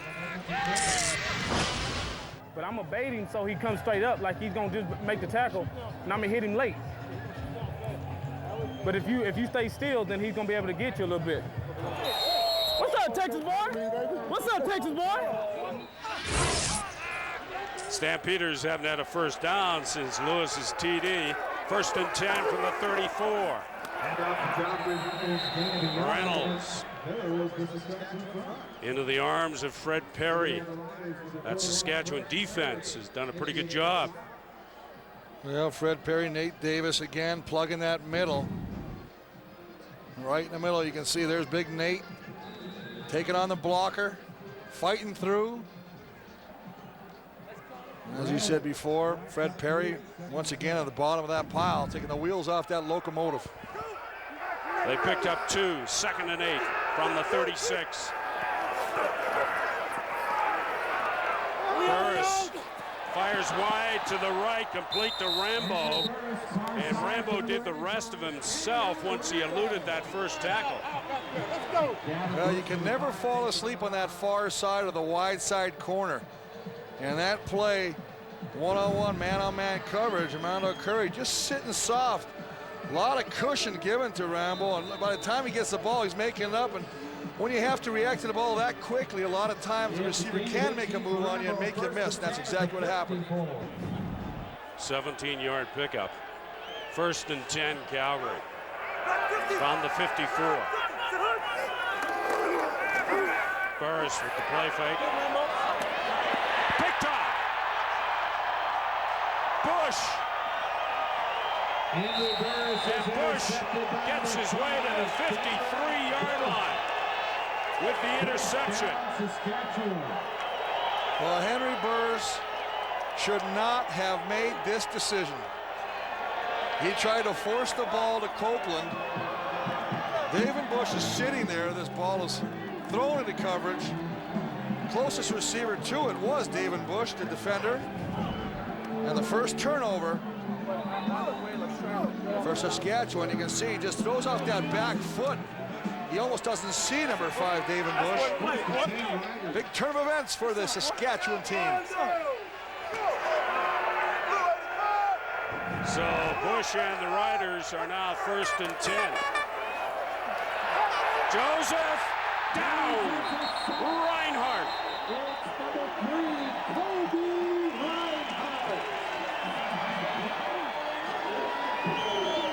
The Stampeders answering with a big play of their own. Well, Denny Crehan says, let's just bring somebody from the backside and see if he can outrun him. Well, what happens if you got somebody free backside, the quarterback's told, you cannot stop the setup. As soon as Kerry Joseph stopped to set his feet, Reinhardt's there meeting him, and very lucky that Kerry Joseph did not fumble that ball. So the Riders now 2nd and 18 from their own 45. Joseph from the shotgun. Over the middle. He was looking for Matt Dominguez, but again, he overthrows his big receiver. And it's just a question of if you bring pressure and you hit a quarterback, a lot of times he will develop happy feet and he'll start throwing the football ahead of when he wants to. He's got him open. He's sitting underneath the coverage. He's in front of Chapman, but because of the previous hit by Reinhardt, he throws that ball, takes off on him, and he overthrows Dominguez. And that brings on Luka Kanji and the Riders punt team.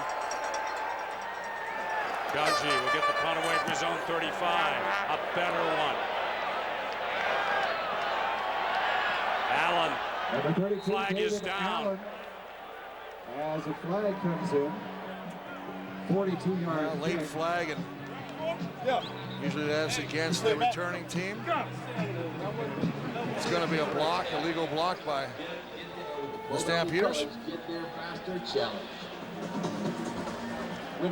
This might be the worst Illegal field block. position. Calgary number 93, 10-yard penalty, first down. Well, that's Terrence Patrick, but you know that might be the first or worst field position that the Stampeders are going to start with.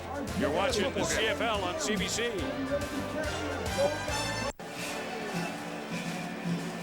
Calgary cheerleaders still have something to cheer about. The Stampeders are up 16-6, just under 9 minutes to play in the third quarter. But the Calgary offense in a bit of a hole thanks to that man and the Riders defense.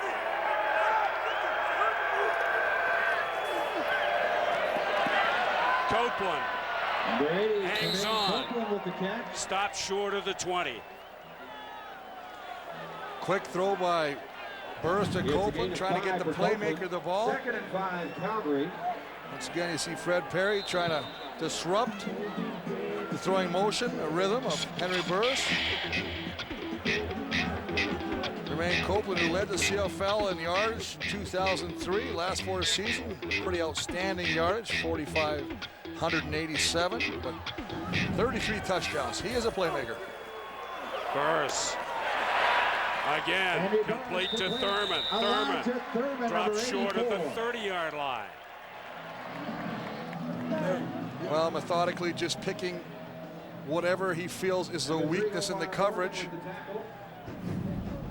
Again to the left side. Working his way to the outside, the wide receiver this time. The initial pass before to the slot back Copeland. This time he goes a player wider to the short side and picks up Elijah Thurman. And they spot the ball at the 31. The Stampeders are now 1st and 10. Reynolds. And off Joffrey Reynolds in a gain of 4. And he gets up across the 35-yard line. The tackle for the Riders, Mike McCullough, number 45. Well, Joffrey Reynolds can do it all. We'll take a look at what he's done. And up the middle. I mean, he's doing it the hard way. Take a look. He loves to run north-south.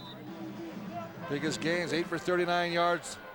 Majority of his workload between the tackles. One back, Louis. 2nd and 6, Calgary. From the 35.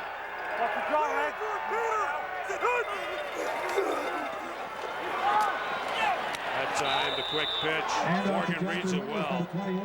Little, if any, running room for Reynolds. And there's so much pressure put on the Saskatchewan defense because the Calgary offense is going to run that bunch formation or 3 receivers clumped to the short side to lead block. But Omar Morgan comes and fights off the initial block by the receiver and makes that play and brings it up short. Nice play by that short side cornerback, Omar Morgan. And once again, the Riders defense have done their job, putting Calgary in a punting situation. Burke-Dales. Dales with a good one. Armstead just inside the 30. Armstead knocked out a play at about 37, 38-yard line. But again, Steve, a late flag, and that's the thing that really frustrates a coach because Armstead comes up, makes a nice job of catching the ball, not allowing the ball to bounce, picking up good field position, but because of an illegal block or a hold, the offense of Saskatchewan will start back. Illegal block. Saskatchewan number 20, 10-yard penalty, first down. Well, it's Nikiasen again. Got called earlier for a illegal block from the side. Once again, the culprit. See him talking and making his case, pleading his case there to Coach Barrett. Our spotter, Larry Mueller, says no way. That was not Nikiasen, it was Curry. Remember, he's from Saskatchewan. That's true, that's very true. 1st and 10 Riders from their own 20. They trail 16-6. Joseph, wide open receiver on the far side. Gary Joseph throwing complete. Corey Grant, number 2, with the catch. Well, the Calgary defense kind of got caught and influenced by the wide receiver on the play. I believe Dominguez comes back into the field and they all follow him and they allow Corey Grant to slide wide open to the outside. They picked up 13 on the play. 1st and 10 Riders from their own 33.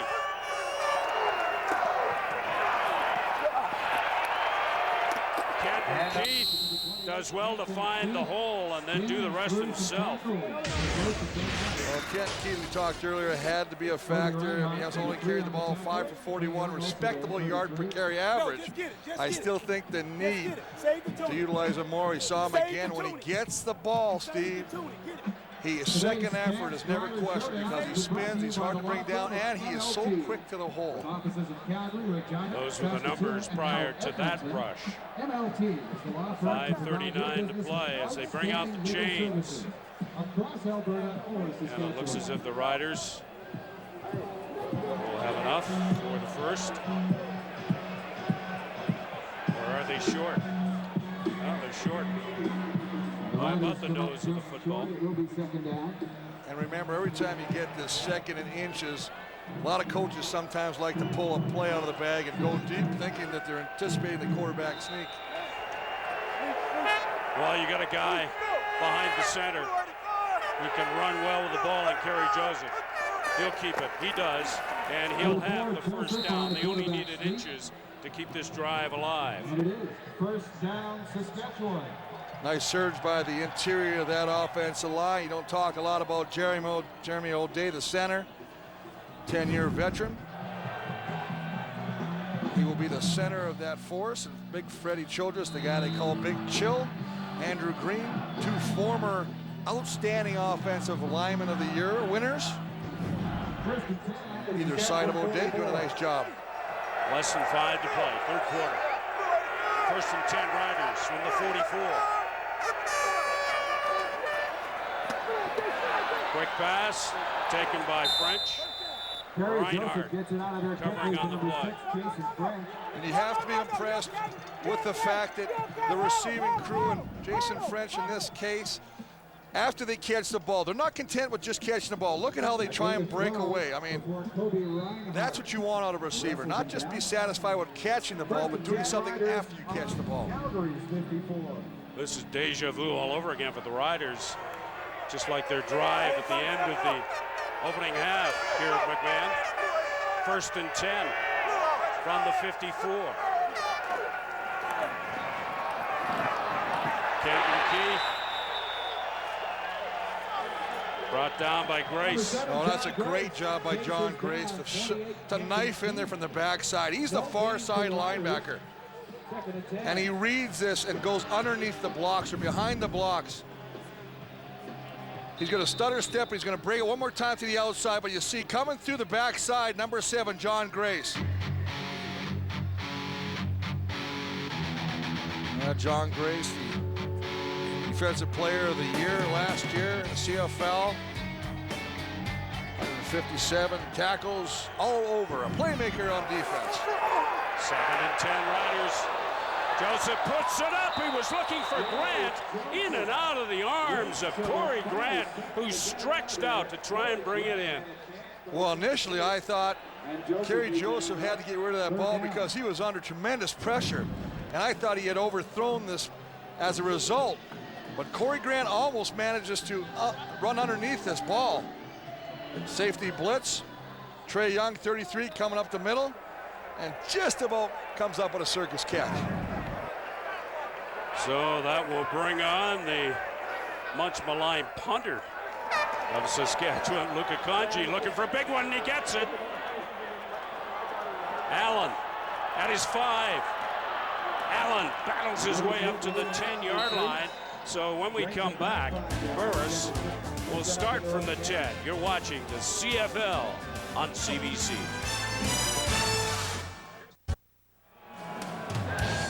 Next Saturday, Ben Cahoon and the unbeaten Montreal Alouettes will travel west to face the Stampeders here at McMahon. That's a 9:30 start Eastern Time, 6:30 Pacific. The last 2 starts with the Stampeders for round 11 and 15. Burris completes one.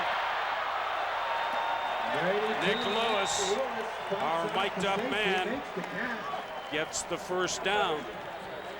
Great concentration by Nick Lewis because the coverage was there, and I believe it was Tristan Clovis, the free safety, who's going to come up, and he's right in the corner right there. And you see as he comes back, he just tries to time that, but gets there a split second late, and that allows Nick Lewis to get his hands on the ball.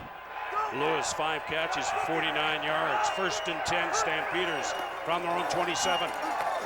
Quick pass on the slant in, and it's complete to Copeland. Well, one of the hardest passes to cover, if you're going to sit in a zone, is the slant pattern, because obviously the receiver from the slot back position, this time Copeland, is just going to find the opening, slant into the middle, find the zone. Bam, the quarterback is just going to throw and trying to hit him on the run and maybe spring him. You take a look at the comparison between the two quarterbacks today. Pretty even numbers, 160, 170 before that completion.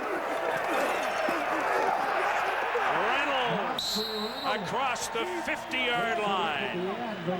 And perhaps the biggest drive so far of the game for the Stampeders, having started back deep in their own territory and now are approaching center field. Nice job of making the first man miss and continually pumping the legs.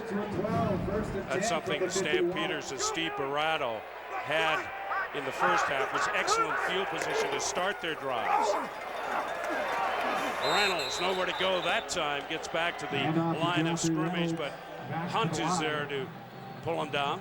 Well, Hunt and Scott Schultz, we haven't mentioned Scott Schultz's name much today, but he got a little penetration off that right side, and that forced Reynolds back into Reggie Hunt. Thank you for letting us entertain you. Scott Schultz, who says he's just a big, bold, fat guy playing football, having fun. Always a colorful quote, that one. 2nd and 10, Stampeders from the 51.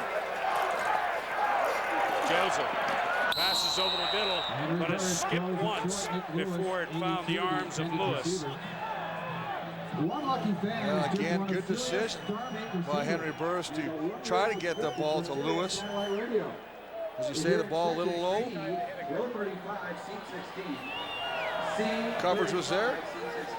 Coach Hagan still likes what he saw. A good drive by the offense, especially when there's a battle of field position. Now you got to punt. You're going to put Saskatchewan hopefully deep to start this drive deep in their own territory. Burke Dales on to punt for the Stampeders.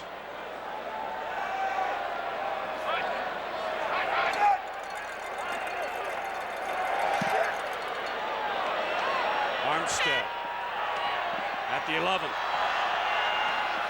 Armstead, good speed. Jason Armstead, number Flag 1, down as 12-yard Armstead return. goes out of play.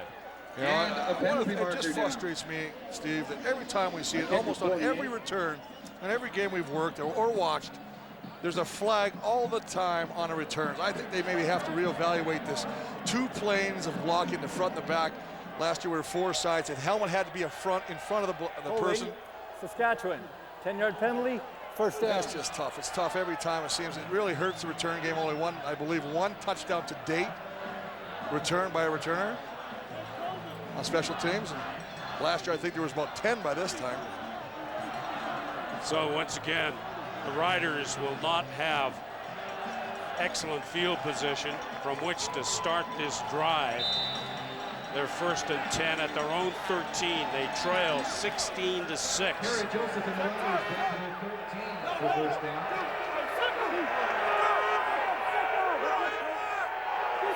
Joseph from the shotgun. Keith crosses the 25-yard line. Reinhardt pulls him down.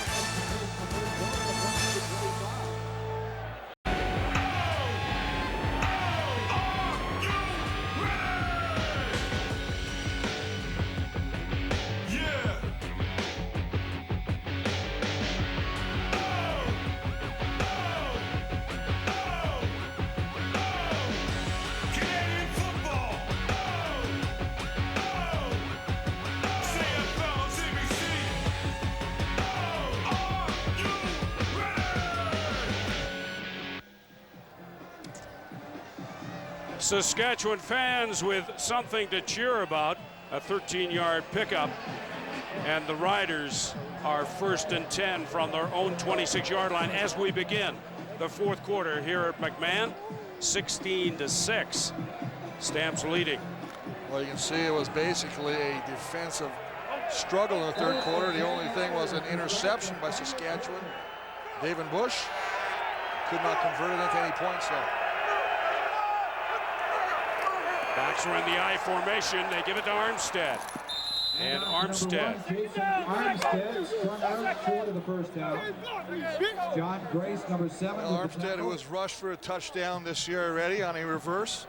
Play very similar to that one right there.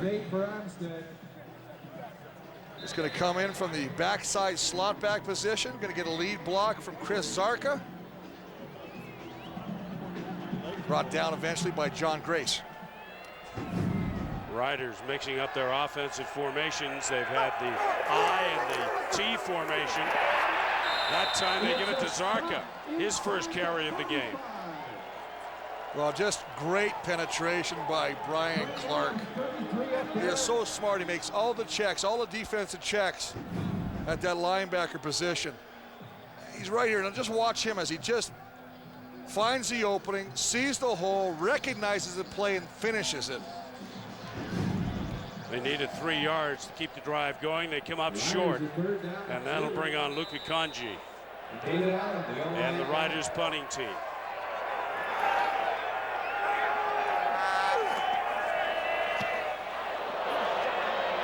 Allen forced back inside his own 25. He's at his own 20. Good downfield coverage by the Riders. Will have the Stampeders in a bit of a hole when we come back. 1st and 10 for Calgary from their own 22. Full play action. Reynolds crosses the 31-yard line. You know, Reynolds gets that little screen pass. They're going to bring the blitz from the backside, but you got to love David Bush. 5'8", 160 pounds soaking wet, and he sees the big train, Joffrey Reynolds, coming at him. He's got to put his head down and bring him down. He's going to slide him out. Once he gets to the outside, he's eventually brought down. Love it when I see the small guys, the pencil necks, coming up and making big plays. 2nd and about a yard and a half. Quick pass, complete to Thurman. Thurman still on his feet. Knocked out a play at the 45, 46-yard line by Bush. Bush, a busy defender right about now. Well, Bush a defender, but that's basically coming over to help for Omar Morgan. Omar Morgan just missed times as he's trying to come in there and make sure he gets contact with Thurman on the play. And Thurman's just giving me a little spin move every time he catches the ball, just shakes around, spins around, comes to the inside. As you say, Bush brings him down, but Omar Morgan's the one that's frustrated about not getting him initially. From their own 46, 1st and 10, Stampeders. Burris bought some time for himself with the pump fake, and then he's forced to slide because Hunt was right in his face, about to unload. Well, also unloading, but you know what? He's already thrown a couple passes where he's attempted to get the ball downfield to Copeland. We saw David Bush with that interception. This is maybe a smarter move. If there's nothing there, eat the ball. Lift it, have another down. He picked up 3 yards with the slide, so it's 2nd and 7, Calgary. From their own 49. They lead 16-6. We're in the fourth quarter.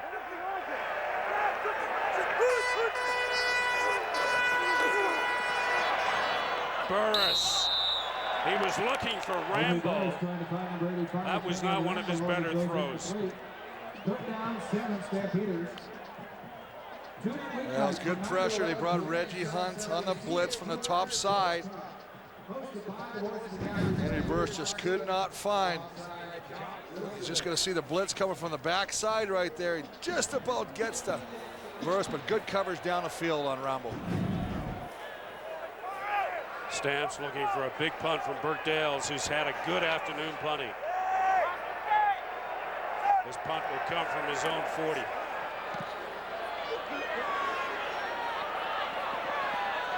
Armstead at the 15. Still dancing at the 22-yard line. So when we come back, Kerry Joseph and the Riders will have the ball trailing 16-6. You to log on to cbc.ca/CFL to cast your vote for Warrior of the Game. You'll decide who showed the true character of a football warrior. Is it Joffrey Reynolds who gets your vote in this one? Or perhaps Kerry Joseph? Riders' possession in this second half has resulted in 4 punts. Kenton Keith still on his feet. And Keith crosses the 40-yard line. And Kenton Keith is going to go back to Brian Clark and say, here's your pants back, because he made a great move at the line of scrimmage. Brian Clark thought he had them all lined up to bring them down for little or no gain, and he just shakes and freezes them, and you see Clark penetration. But with the little inside juke move, Kenton Keith breaks away and picks up good yardage. And the Riders going with a benefit of the huddle. That last play coming from the double tight end formation. Joseph puts it up, in and out of the arms of Matt Dominguez. That was almost picked off, but Dominguez was there. Well, as you say, Wes Lysak, who comes in the game to spell Trey Young at that safety spot every once in a while, gets over there, gets contact on Dominguez, but as you say, Dominguez had his hands on that ball and should have come up with that catch. Just right down, good protection, right down the sideline. Throws over the dropping linebacker Cole. 2nd and 10 Riders from their own 40. Big down. Joseph under pressure. Eludes the pressure. Has lots of room. Gets the first down and goes out of play at the midfield stripe.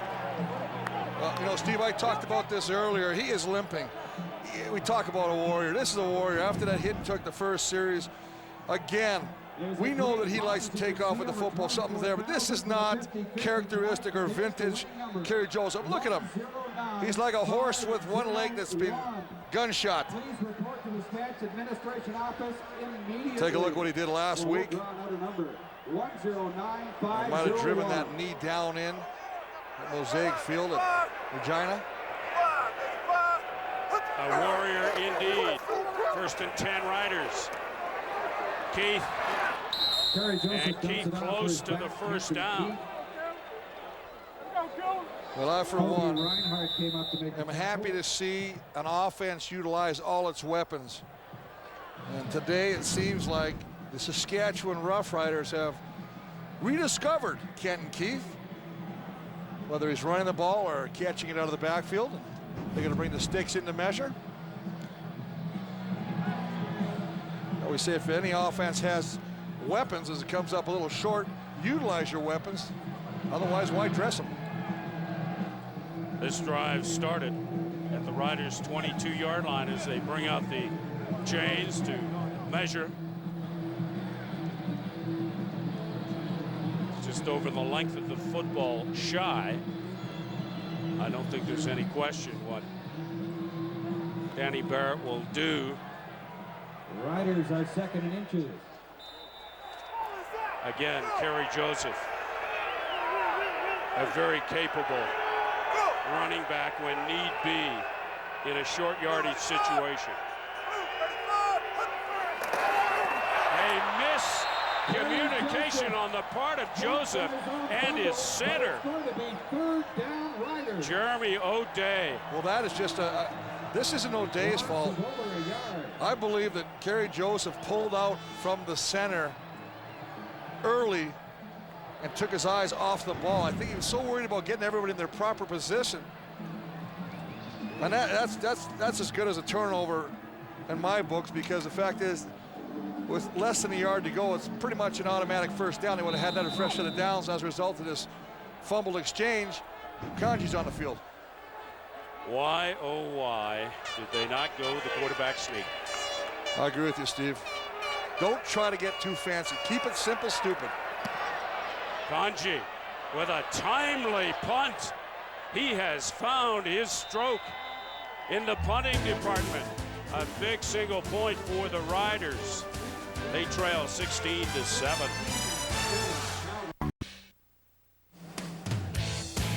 Next Saturday, the CFL on CBC. Jermaine Copeland will face his former teammates, the Montreal Alouettes. Ben Cahoon and company will arrive in the Stampede City sporting a perfect 7-0 record. And we'll have that for you beginning at 9:30 Eastern Time, 6:30 Pacific. The undefeated Owls against the Stampeders. The Stampeders have possession of the ball now, 1st and 10 from their own 35 after giving up that single. A 56-yard punt from Luka Kanji. Burris going deep, airs it out. And almost taken by Rambo, but a flag is down. Could this be interference? Oh, absolutely interference. I believe Tristan Clovis, the free safety, he was helping in the double coverage, lost sight of the ball and then went after the receiver. And if you hit or make contact with the receiver when the ball's in the air, it is pass interference. Forward pass interference. Saskatchewan number 37. Ball spotted at the point of the foul. First down. Now 54-yard play as a result. Danny Barrett talking very highly of the rookie from McMaster.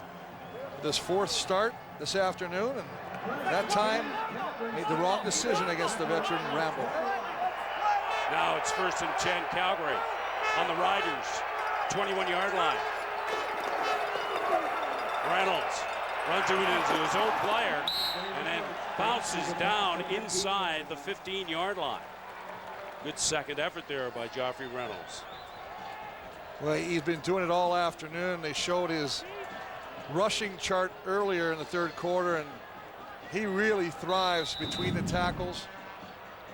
And he's got the ability to bounce off, and that time off is one of his own offensive linemen, and still pick up positive yardage. Gain of 7. 2nd and 3 for the Stampeders from the Saskatchewan 14. Burris out of the shotgun. Again to Reynolds, and Reynolds fights his way down inside the 6-yard line. And we haven't talked a lot about the offensive line of the Stampeders, and they've really done a nice job. And this is what you want to do late in the game, is be able to establish or control the line of scrimmage. And there's no better way than getting your running game going. You see center John Comiskey with McNeil and Robertson at the guards, and Pilon and Goche at the tackles, doing a nice job of getting yardage for Joffrey Reynolds. Calgary inside the Riders 25, 2 TDs and a missed field goal. Reynolds, touchdown!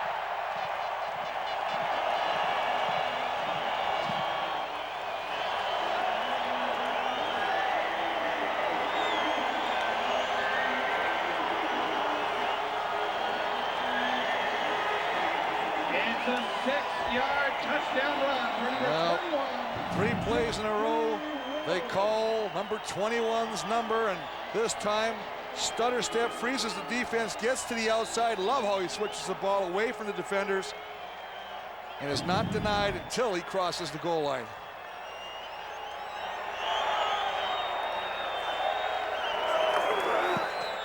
Sandro DeAngelis with the point after.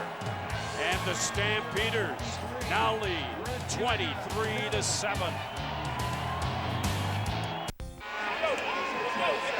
A Joffrey Reynolds touchdown run has the Stampeders now leading the Riders 23-7.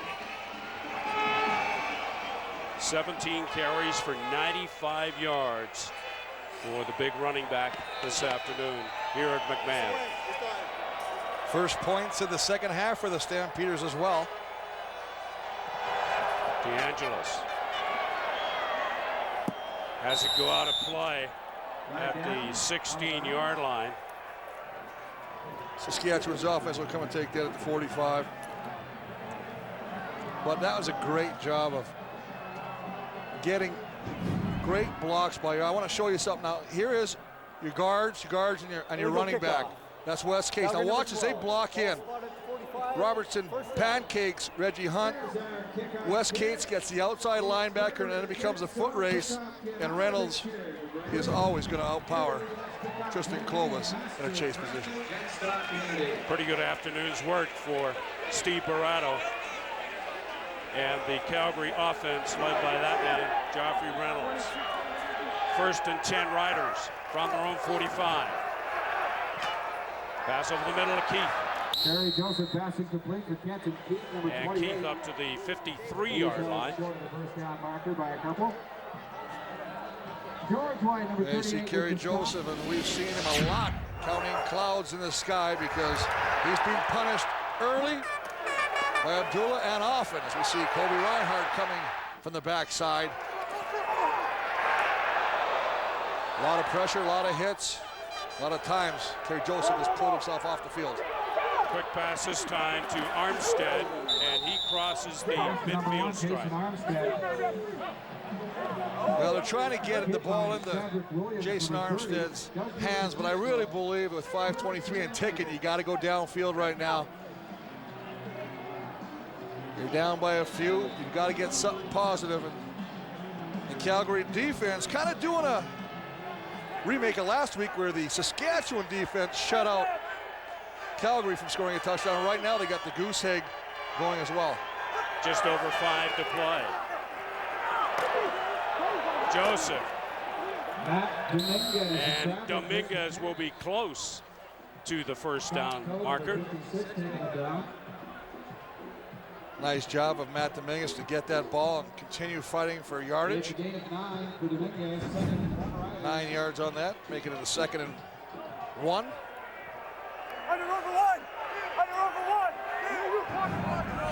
From the shotgun. Joseph. That time makes no mistake.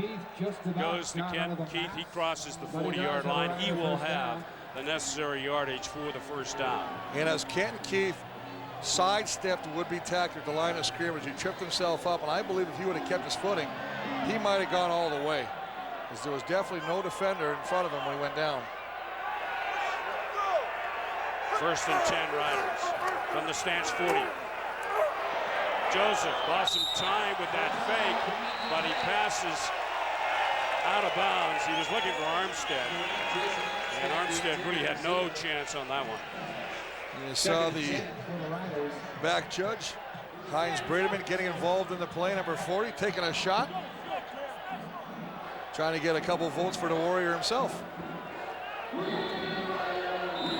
There's many a game when those officials could be Warriors. It's a tough job out there. The good ones make it look easy. 2nd and 10 from the 40.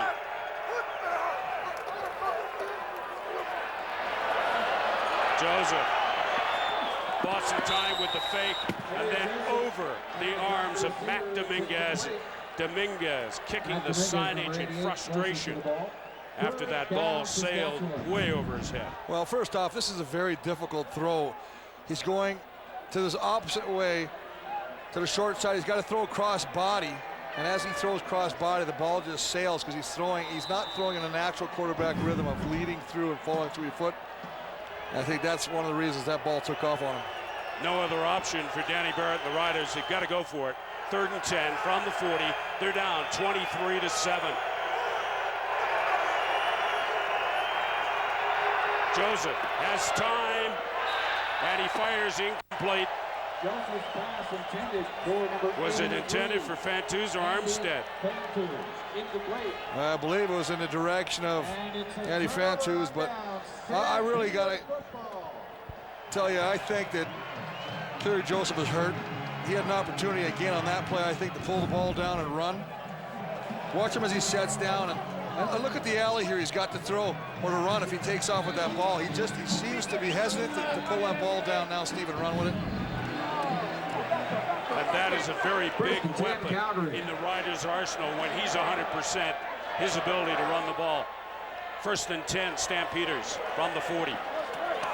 Burris. Thurman. Henry Burris complete for number 84. And Thurman comes up shy of the midfield stripe. 23-7 the score. Favor the Stampeders. You're watching the CFL on CBC.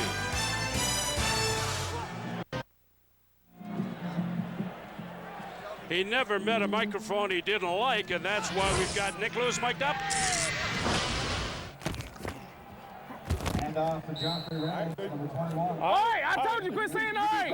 Quit saying all right. Tell him to show me something, quit saying all right.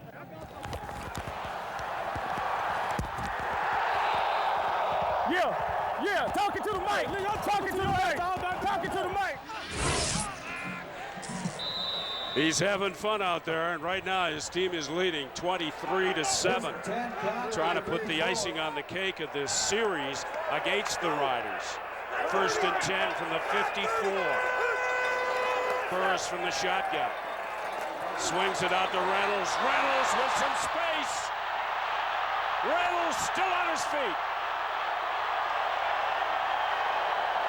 Reynolds down to the 7-yard line.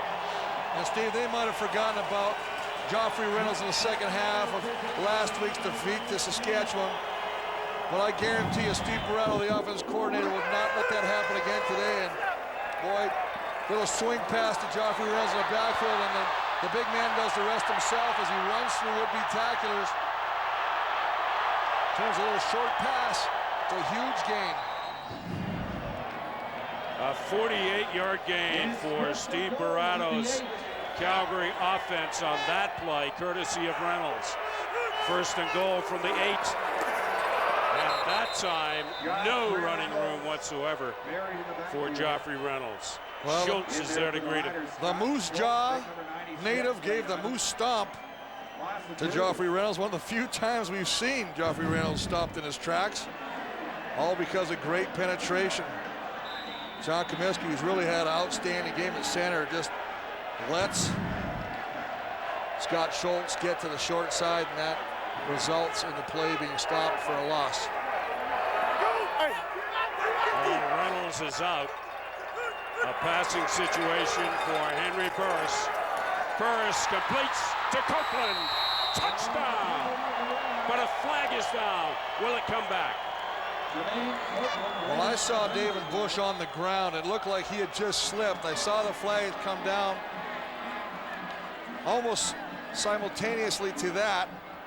It'll be interesting to see who the flag is against. They might be calling a pick or a rub play against the Calgary Stampeders. They are talking to Eddie Davis, the captain of the Saskatchewan defense. So it indeed will be against offside. Calgary. Calgary number 88. That penalty is declined. Illegal block. Hands to the face. Calgary number 64. 10-yard penalty. Repeat second down. Well, either penalty would have hurt it. 88 gets the penalty, and I mean the offside are the ones that really hurt you. And again, we talked about this. Missed opportunities, mental mistakes. You're offside. You should never be offside. Marcus Howell will get called that one. 2nd and goal, but the Stamps are 21 yards away from pay dirt. Burris picked up by the Riders. Rontarius Robinson, I believe, dropped back into coverage from the linebacking spot. They try to go deep underneath the goalpost to Kenyon Rambo. This time it looked like he slipped. Straight down the middle. Just thrown behind. There's nothing that Rambo could have done on that play as the ball was thrown behind the intended receiver. And we saw last time, early in the season, when Rambo and Burris had a little blow up on the sidelines because of miscommunication, and that was just, I believe, a bad throw by the quarterback. Well, the Riders are down 23-7, but after watching that unbelievable finish against the Argos a couple of weeks ago, never count the Riders out. From the 11. Joseph dumps it over the middle. Looking for French. It's incomplete. Let's check the game notes from the beginning of this one. Well, we were going to look at Saskatchewan first, and on offense, we were talking about Kenton Keith basically not being a big part of the offense. Well, he was part of the offense today, but he really was a one-man mission thing, and they needed to get everybody else to pick up the slack. The one time I think the running back's got to do it, the receiver's got to do it. 2nd and 10. Riders from the 11.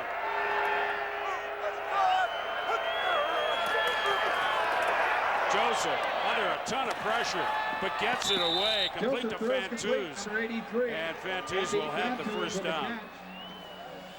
Again, back to the game notes one more time. For those of you who are in the bathroom, we're going to do it again. So here's the offense. We talked about KK missing in action. Look at Ken Keith, 100 yards offense today, but the receivers did not follow through. On defense, we talked about keeping Henry Burris in the pocket. 2 touchdown passes in the first half. Did a nice job of utilizing the running back to play action. And do not look at the top of your screen. The kind of disruption we don't need. Let's check the Calgary game notes. Oh boy, I've seen it all now. On offense, playmakers have to make plays. Lewis, Reynolds each have a touchdown. They got some big plays from Thurman. And on defense, Brian Clark, we talked about really being a Superman. 4 tackles, made some big plays. None bigger than the big second down, and short gamble or attempt by Saskatchewan when he stuffed the back of the backfield, forcing a punting situation when they had some momentum going. So a 1st and 10 situation for the Riders from their own 27.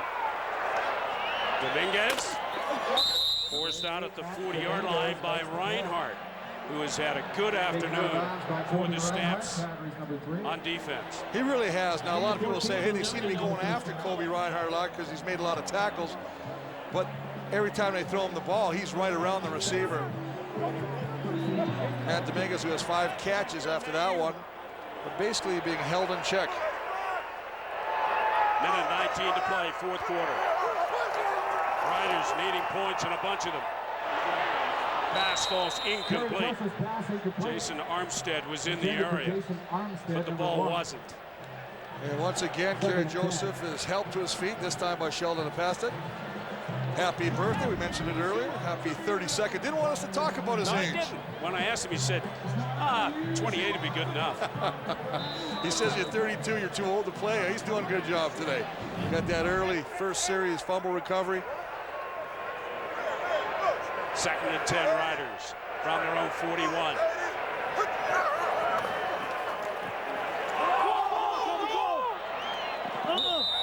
Dominguez stretched out for it. Again, Reinhardt covering on the play. Well, that's excellent textbook coverage by Kobe Reinhardt.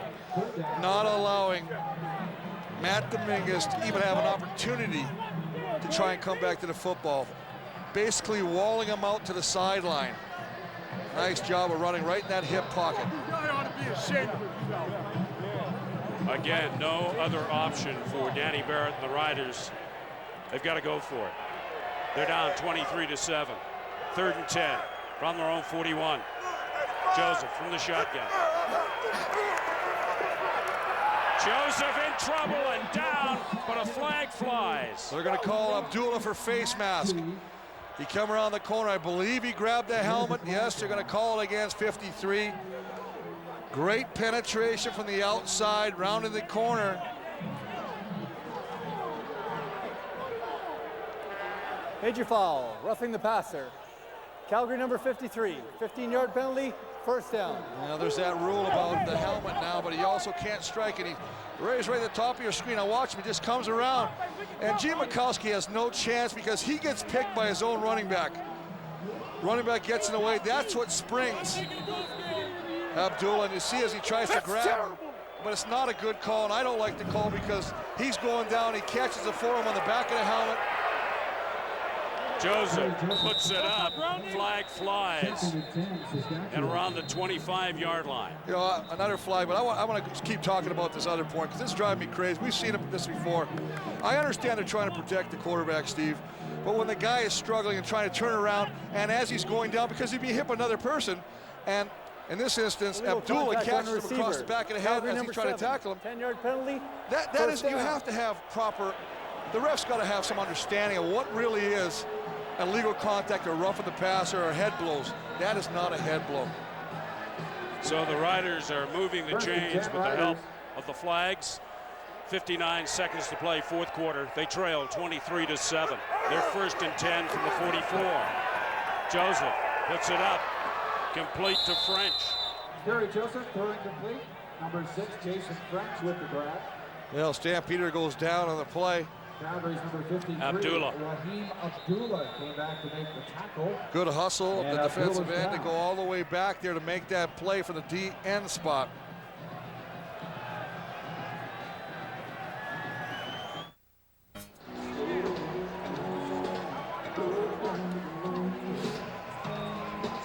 .54 seconds remaining to play in the fourth quarter. Raheem Abdullah being looked at by Pat Clayton and the Stampeders training staff.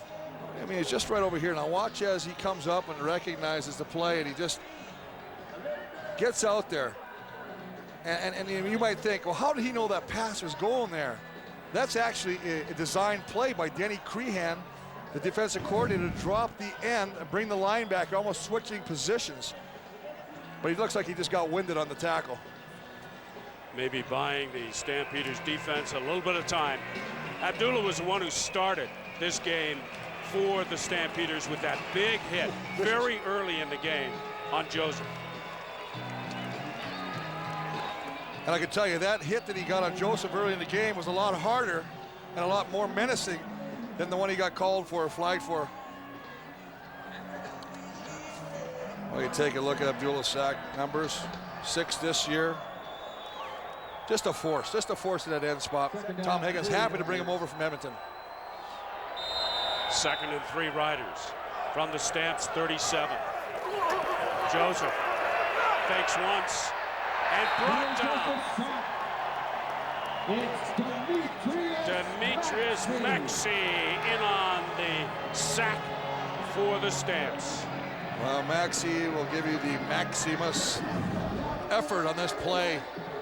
Just on the top right there, and he's just going to keep work his way against Charles Thomas. A little bit of an arm bar, gets underneath the blocker. Tremendous hustle to keep chasing down the quarterback from the backside. 4th sack of the season for Demetrius. 3rd and 12, facing the Riders. Joseph completes to French. Jason French. And French needed to get inside the 35-yard line, down to about the 34. But it's only 10. It's Stampeders. Depends where they spot this. It looks as if the Stampeders have taken over, and that'll do it with a 23-7 lead with 27 seconds remaining to play. And the Stamps will take the season series from the Riders 2-1.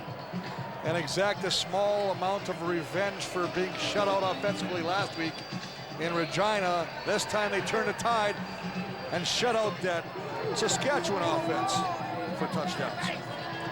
Henry Burris now 4-1 against his old team, the Saskatchewan Roughriders.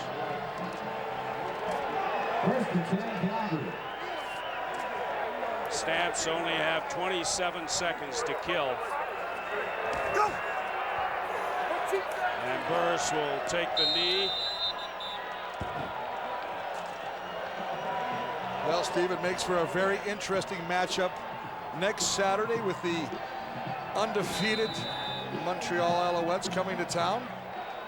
And it's scary, they say they haven't played their best ball yet, and they still find ways to come back and dominate teams in that fourth quarter. And with the win, Stampeders will go to 4-4. Saskatchewan dropped to 3-4. Edmonton in last place in the CFL West with a 2-5 record. The BC Lions in front at 5-3, coming off their win over the Eskimos last night at BC Place Stadium. Well, you know, and it's a big game because all the talk around town was they did not want to have a 4-game losing streak. So they snapped that streak as well. And that should do it. This one goes into the books as a Stampeders 23-7 win over the Riders as Higgins and Danny Barrett shake hands. The Stampeders snapping a 3-game losing streak, beating their longtime rivals from Regina here at McMahon Stadium on a perfect early evening for football. Stampeders win it 23-7, take the series 2-1. A lot of Saskatchewan fans made the trip down here. They're going on unhappy because A, they hate to lose to Calgary, and B, they hate even more to lose to Henry Burris, who's with our own Gahari Jones. Gahari? Thanks, Elliot. I'm here with winning quarterback Henry Burris. Tough game. You guys got some touchdowns early. How'd you feel about things? Well, it felt good to come out and get off to a good start because we get off to a good start. We perform well as an offense, and had those 2 interceptions, which were disappointing. But again, in the end, we did enough to get the victory, and that's what we need to do this week. Now, looking ahead to Montreal, what are you going to need to do a little differently to win that game? Definitely not turn the ball over. Definitely be consistent with the balance that we had today, and definitely make sure we're picking up as far as the side adjustments on their blitzes and everything. But we're going to enjoy this one. And when Montreal comes a knocking, we'll definitely be ready for those guys. Thanks a lot, Henry. Congratulations. Yep. Back to you, Elliot. Well, thank you, Kahar, and I haven't always agreed with the fans' choices for Warrior of the Game, but this one was absolutely correct, even though his team lost. Kerry Joseph took an enormous hit right there from Raheem Abdullah in the first offensive series of the game. He finished it. He was clearly limping as well. Sacked 3 times, hit hard several others.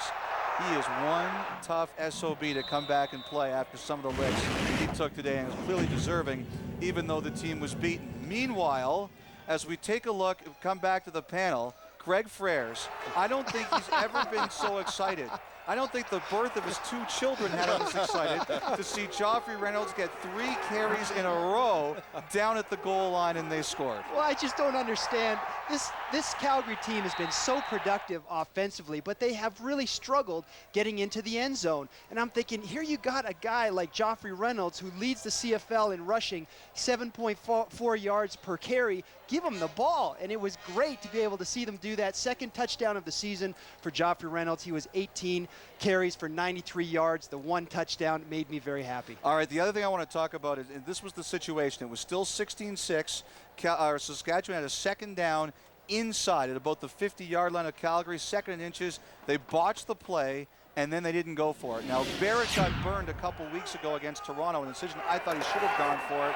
But did you guys think, Eric and Sean, that they should have gone? Sean first. I don't think that they should have gone for it. Reason being, Saskatchewan's offensive line had not been dominating the line of scrimmage. They haven't had a lot of success. They're in the middle of the field. There's still lots of time left in the game. I say kick the ball away, live to die another day perhaps, or live to be successful, but don't die on that particular play on that time. They died on the next series. They gave up the single and Calgary went down and scored. Eric? I think this is a perfect example of it's easier to criticize than it is to do, and that's not pointed at you. I think just sometimes their judgment calls, if they go right, you look good, you look smart, and if they don't, then everybody's going to criticize you. If they punt at that point, back them up inside the 10, hold them defensively, kick a field goal, then it's a 1-score game. So, you know what? That's not what cost them the game. Denny Crehan did a great job keeping Kerry Joseph in the pocket. A lot of other things Calgary did. Calgary won. Saskatchewan didn't lose. No, I think that's certainly a fair comment. There were a lot of heroes for Calgary in this game. A lot of them were defensive. And by the way, I thought Barrett was right to go for it a couple weeks ago. Even though it didn't work, I thought he should have gone for it today. Great shot of Tony Tiller and young Tiller.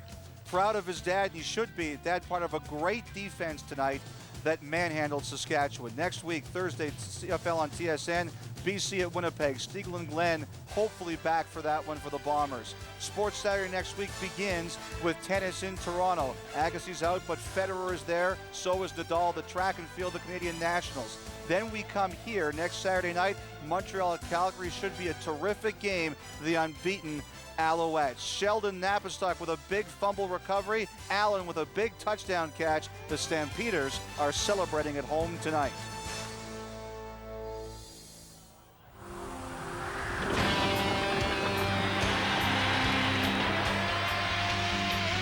CBC Sports, Canada's Olympic Network, home of the champions.